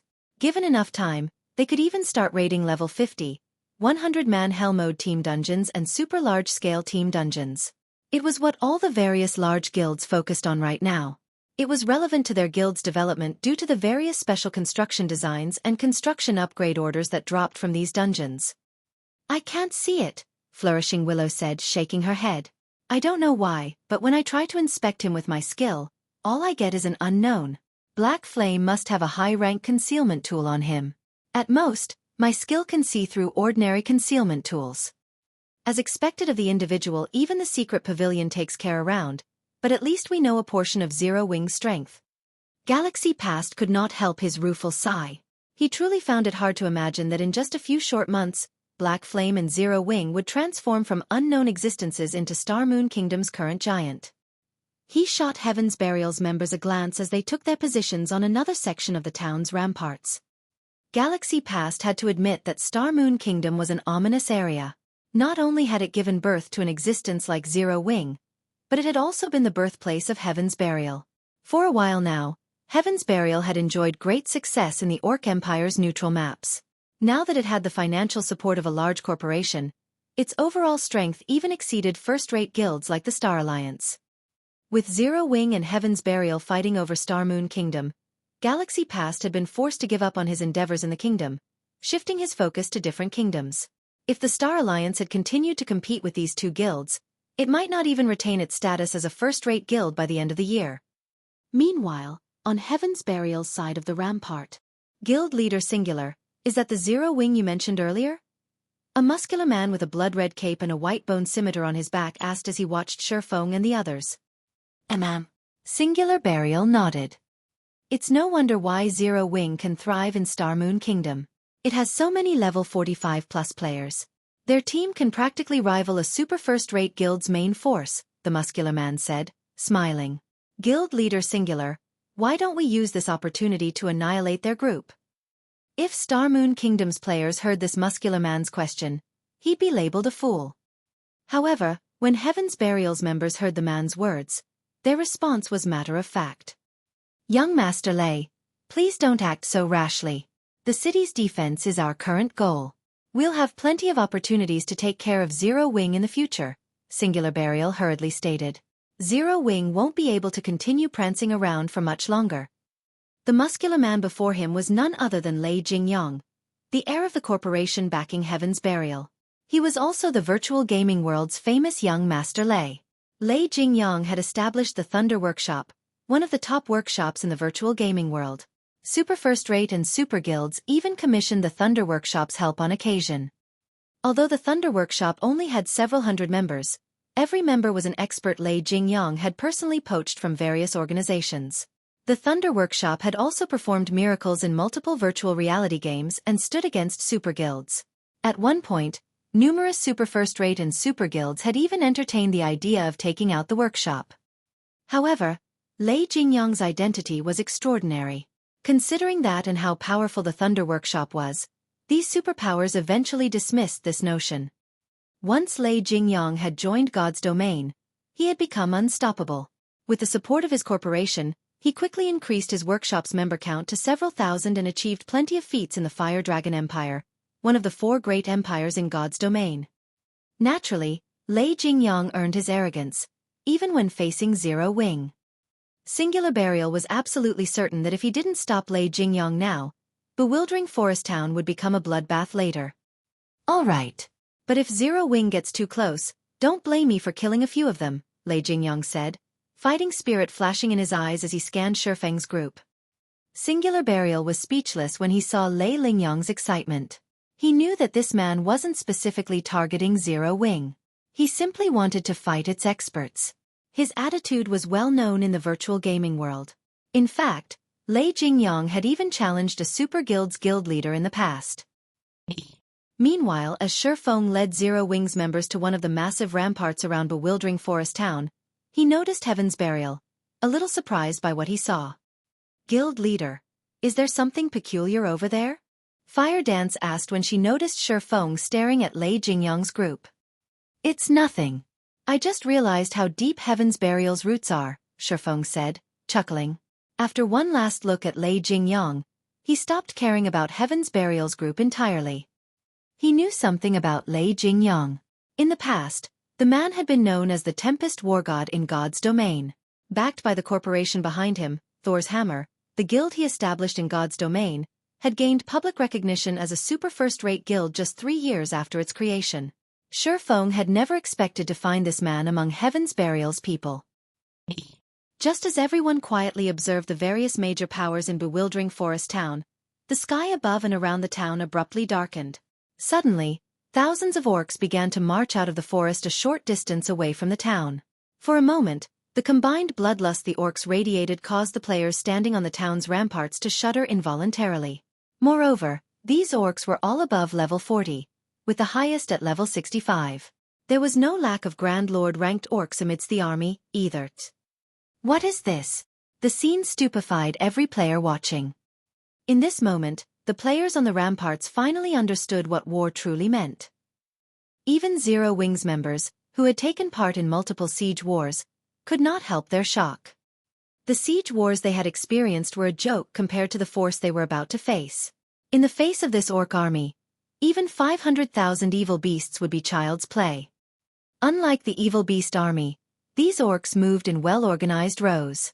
Even from afar, one could see the clear division between the orcs' frontliners, healers, and ranged attackers. More importantly, the orcs dragged siege weapons, such as catapults and battering rams, with them. At a glance, there were easily over 100 catapults lining up at the edge of the forest. Such a force even surprised Aqua Rose and Zero Wing's other main force members, who had experienced hundreds of fierce battles. This was nothing like the monster siege they had imagined. Before the defending players could wrap their minds around the situation, sounds of war horns rang out from the forest. Immediately, the orcs began to surge from the forest's edge fervently. Every one of them had gained a status buff.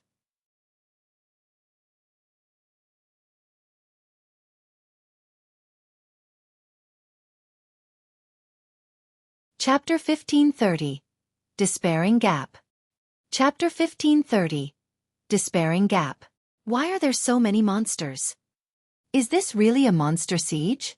Why does it feel more like a war between NPCs? Quick look. The NPC soldiers' levels have dropped. Everyone felt their scalps tingle as they watched the tsunami of orcs surge out of the forest. Before they realized it, the level 100-plus NPC soldiers defending bewildering forest town had fallen to level 70. Even the guard captains fell to level 75. Seeing this, everyone felt a chill grip their hearts. Level 70-plus NPCs would only have a small advantage over the level 60-plus orcs. Trying to defend the town with just a little over 2,000 NPCs would be a dream. As a result, the various large guilds' original plan to rely on the NPCs shattered. Guild leader, there are too many orcs. It's impossible to stop them with bewildering forest town's current defenses. Should we retreat? Flourishing Willow's expression darkened after she inspected the orc army with her identification skill. The weakest of these orcs was a level 40 special elite. There were also a large number of Great Lord-ranked orc warriors and Grand Lord-ranked orc captains.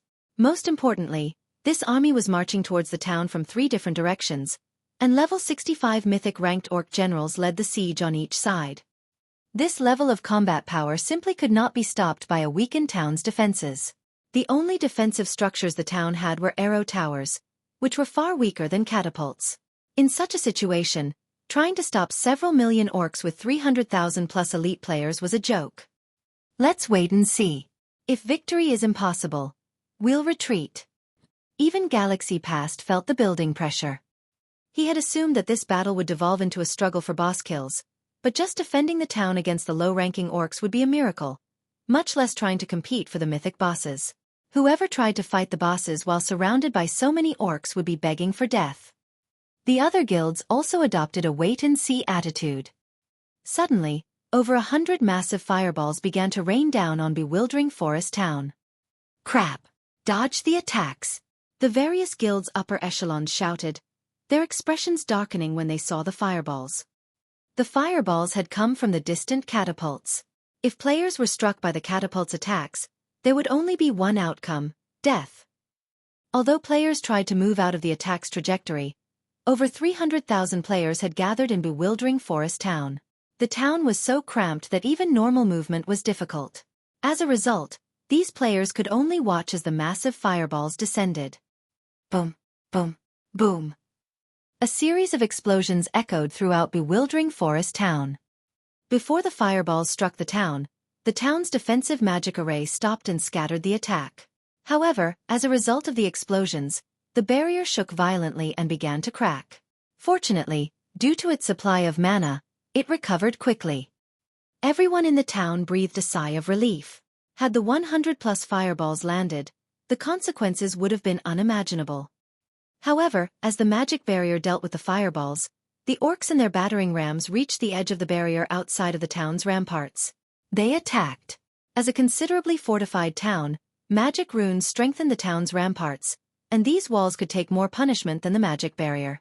However, the orcs' battering rams specialized in breaking down walls and gates. Sure enough, the battering ram's magical pikes pierced the magic barrier and struck the wall around the town, leaving multiple marks. Everyone, focus on the orcs' battering rams. Do not let them break through the town's magic arrays and walls. The various upper echelons shouted. Reacting immediately, players launched their attacks from atop the town's walls, raining down countless arrows and spells on the orcs below. However, as if some barrier protected the battering rams and reduced incoming damage, the attacks only dealt several hundred damage. Very few players dealt over -1,000 damage.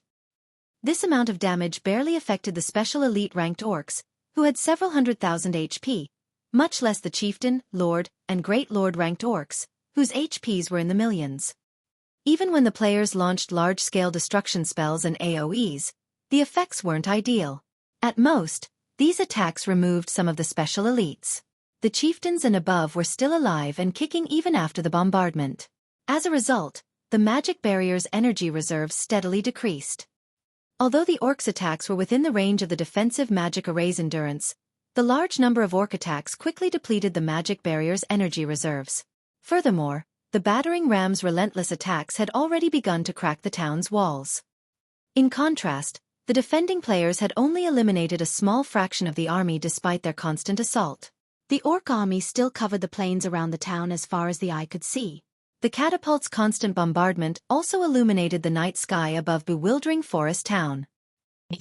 Young Master Lei, at this rate, it is only a matter of time before the orcs break through the town's defensive magic array and ramparts. Once the orcs enter the town's teleportation arrays will shut down. I suggest that we retreat, Singular Burial said, frowning as he watched the orcs below the ramparts. It is impossible for current players to complete this defensive quest. Just the orc warriors and captains before them were discouraging, let alone the mythic-ranked orc generals who were slowing approaching. Aside from their numbers, the orcs had a buff that reduced all incoming damage. Even if several thousand players attacked a single Great Lord together, they would need a considerable amount of time to defeat it. All right, let's retreat. When Lei Jingyong noticed that the various large guilds had begun to flee, he shook his head helplessly. He might be a battle maniac, but he was no fool. He could tell that the main god system had never had any intention of letting players succeed in this defensive battle. Otherwise, the system wouldn't have weakened the level 100+ NPC soldiers. Continuing this fight would be futile. Guild leader, Heaven's Burial has begun to retreat, Flourishing Willow reported. It seems that this war is lost. Let's leave as well, Galaxy Past said. As Galaxy Past gave the command to retreat, however, something caught his attention. Surprisingly, even after the various large guilds had begun to flee, Zero Wings members continued their zealous assault against the attacking orcs and battering rams. The team's clearing speed was far superior to the other large guilds as every member dealt over -1,000 damage. Some of Zero Wings players even dealt several thousand damage with each attack. They're staying? Galaxy Past watched Zero Wings members in confusion. Currently, less than 100,000 players remained in Bewildering Forest Town. Moreover, more players fled with each passing second, yet Zero Wings members had chosen not to retreat and continued to attack even though the town's defensive magic array and walls could shatter at any minute. Zero Wings still acts so tough even now? Lei Jingyang, who currently stood below the town's walls, revealed a contemptuous sneer as he watched Xueqi, who remained on the ramparts. Just for the sake of keeping up appearances as the #1 guild, he's ordered his guild members to throw away their lives.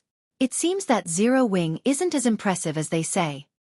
In his opinion, Zero Wing was merely trying to maintain its reputation as Star Moon Kingdom's #1 guild, being the last guild to leave the battle. Do they really think they can perform some miracle with just 1,000 players?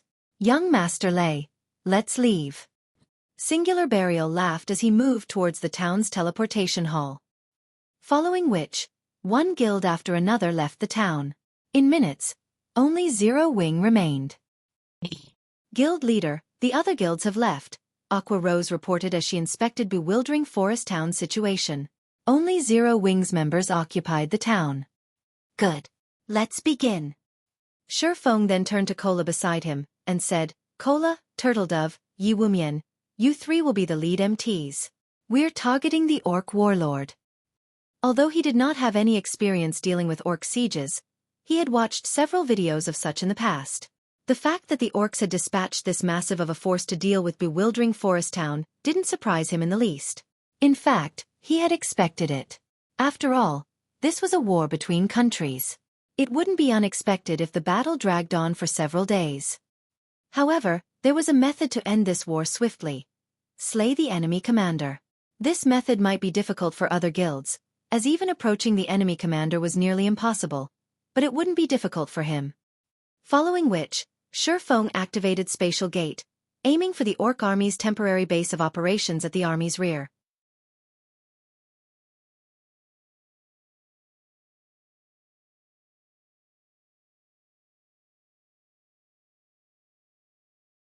Chapter 1531. Kingdom Upheaval. Chapter 1531. Kingdom Upheaval. After the various large guilds and adventurer teams had retreated from Bewildering Forest Town, players heatedly discussed the Orc siege on Star Moon Kingdom's official forums.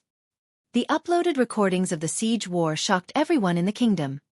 Although the various large guilds frequently clashed, with some even waging large-scale wars against each other, there was simply no comparing those battles with the Orc army's assault. The difference between them was like the difference between heaven and earth. The recordings were enough to showcase the Orc army's intense bloodlust. With so many Orcs in that army, it seems Bewildering Forest Town is doomed. I wonder if the Orcs will continue on and attack another location? I doubt that. This should be some kind of system event. If the Orc army goes on to capture other towns in Star Moon Kingdom and weakens those NPCs, Star Moon Kingdom is doomed. You can't say that for sure. As soon as the Empire's Rise expansion pack took effect, the Orc Empire invaded and took over a portion of the several neighboring kingdoms and empires' land as well. I guess so. If that is the case, the neighboring towns are in trouble. What guild could possibly hold off so many Orcs? I've heard that every guild in Bewildering Forest Town has retreated. Not even a 300,000-plus elite army can stop the Orcs now. No, that's not entirely true. I've heard that Zero Wing is still fighting in Bewildering Forest Town right now. Zero Wing? Don't get your hopes up. Zero Wings only sent 1,000 players to the town. They're simply trying to put on an act. There aren't even enough of them to serve as a snack for the Orcs. Who knows? They might have retreated by now. No. Based on what I've just heard from Zero Wings members, the team is still there. Moreover, the players Zero Wing dispatched are members of its main force. Maybe they're trying to grind EXP? After all, there are plenty of Orcs there. A single large-scale destruction spell could easily damage over 100 Orcs.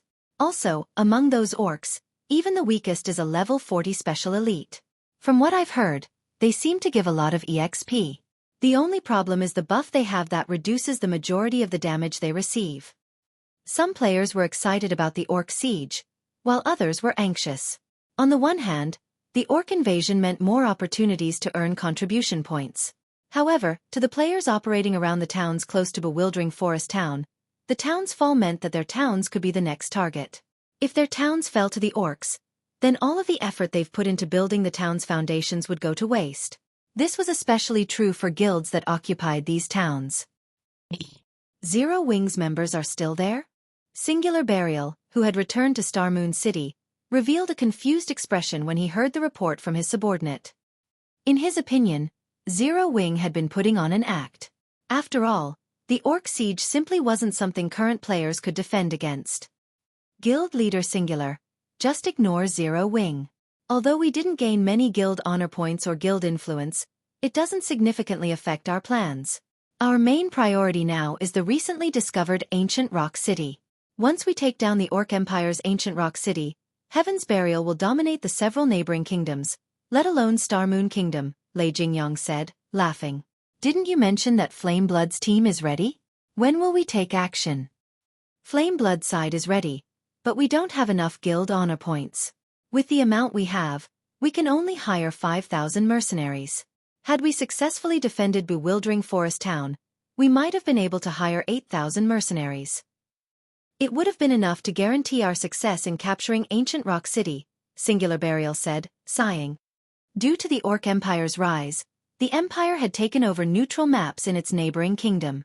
Moreover, several ancient towns and cities, which had belonged to the Orc Empire in the past, had re-emerged, including Ancient Rock City.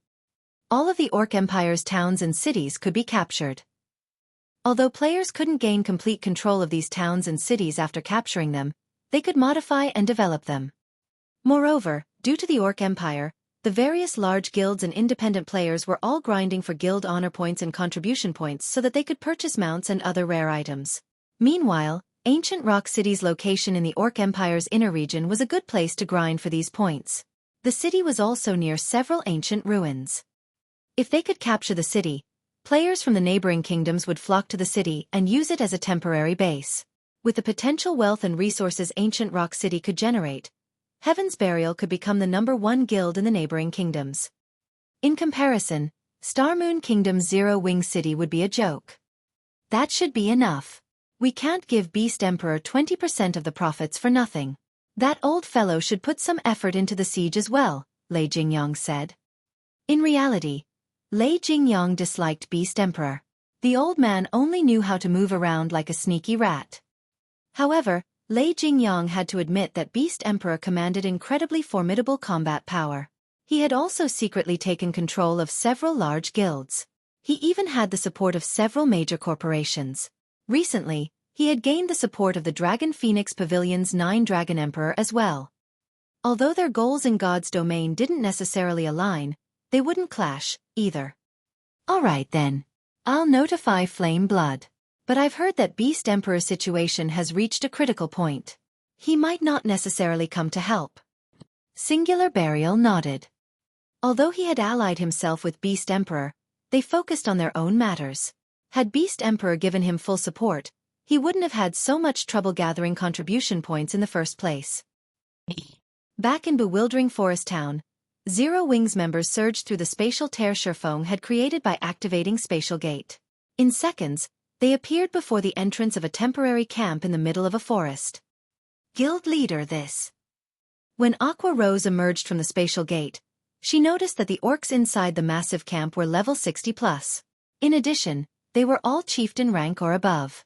At a glance, she counted well over 1,000 orcs. 4 Grand Lord ranked orc captains guarded the camp's entrance. Meanwhile, a massive orc in pitch-black armor with a saber at his waist sat in the large tent in the center of the camp. When Zero Wings members saw the orc statistics, their minds blanked.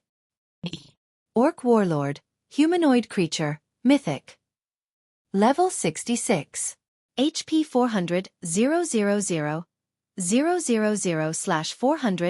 000, 000. Aside from the Orc Warlord's 400 million HP, it had a total of 5 HP bars. This meant that the Orc warlord's combat standards could rival that of a fifth-floor trial tower expert. Rather than a preemptive strike, they were throwing themselves into death's embrace. The Orcs in the base camp quickly noticed the arrival of Zero Wings members. They roared and sounded their war horns, notifying the distant Orc army that they had been ambushed and needed reinforcements. The 4 Orc captains guarding the base camp unsheathed their weapons and attacked alongside the other Orcs. Meanwhile, the Orc warlord slowly made its way towards Xueqi and his companions, gazing at the players as if they were pests. "Cola, you 3 get ready to tank the monsters. Everyone, defensive formations." The welcoming party didn't particularly surprise Xueqi. This was the Orc army's main headquarters. It was only natural that it was well fortified. If it were so easy to ambush and destroy, the country-level wars wouldn't have lasted several days. Fortunately, the Orc Empire's invasion wasn't the same as a war between NPC countries. The Orc Empire did not have players' help, so they could launch ambush tactics without worrying about enemy players. Hearing Xueqi's command, the MT trio gritted their teeth and pulled the approaching monsters aggro. Very quickly, Cola, Turtledove, and Yi Wumian each took on an Orc captain, while Solitary 9 and Dark Madness took on the last Orc captain. However, since the MTs also had to dodge attacks from the lower-ranked Orcs, they struggled to dodge the Orc captain's attacks. Unlike the savage Orcs on Thunder Island, these Orcs were skilled and organized as they split into groups of frontliners, ranged attackers, and healers. The Orcs also had an overwhelming advantage in terms of total damage output. Although Zero Wings members could deal over -10,000 damage with each attack, every Orc here had millions of HP. The Orc healers in the rear could also heal their allies for tens of thousands of HP with each healing spell. "Guild leader, the Orc warlord is coming," Cola anxiously announced as he watched the mythic boss approach. For a moment, he wondered if they had bit off more than they could chew this time. Hearing Cola's announcement, everyone on the team promptly turned to look at the Orc warlord. Immediately, they felt a stifling sensation as a heavy pressure weighed down on them.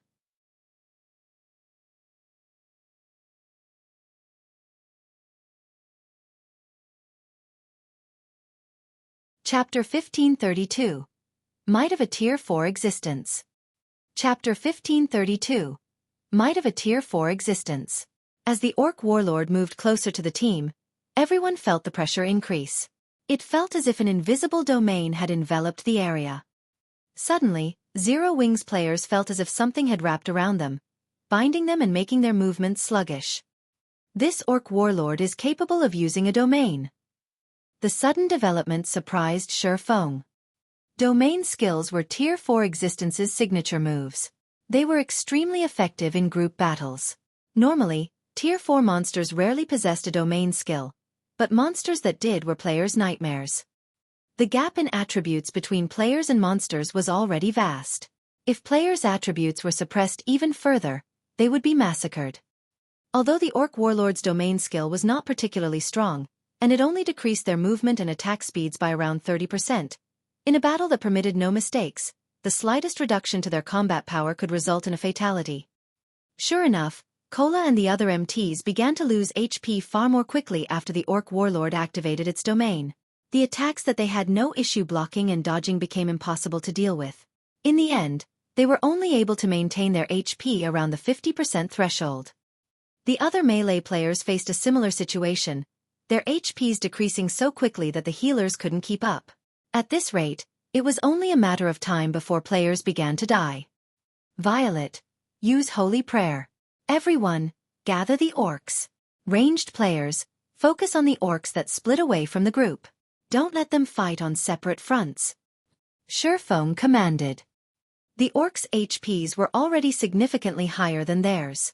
With the monster's superior healing, the team would be overwhelmed if they tried to fight the Orcs separately. Violet Cloud immediately released the Tier 2 spell, Holy Prayer, which she had prepared ahead of time.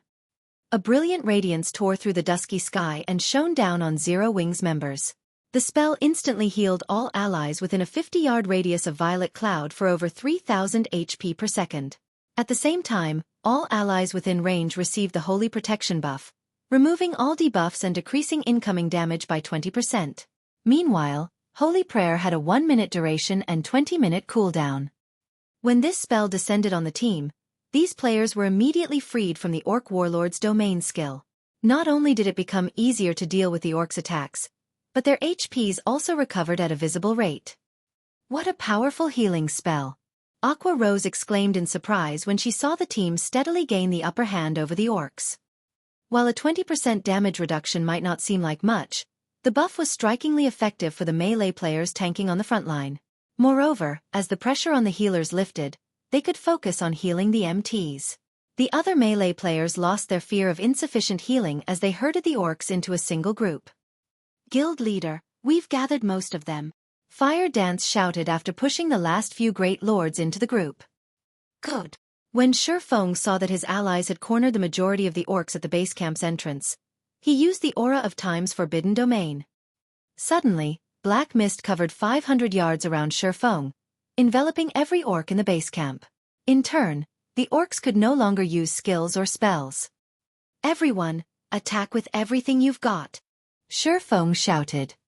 Although the Forbidden Domain was not as useful against monsters as it was against players, Zero Wings' team could use large-scale destruction spells to their maximum potential as long as it stopped the Orcs from healing. However, as everyone prepared to cast their large-scale destruction spells and AoEs, the Orc warlord in the camp released a furious bellow. It then unsheathed the saber from its waist and swung the weapon in a downward arc.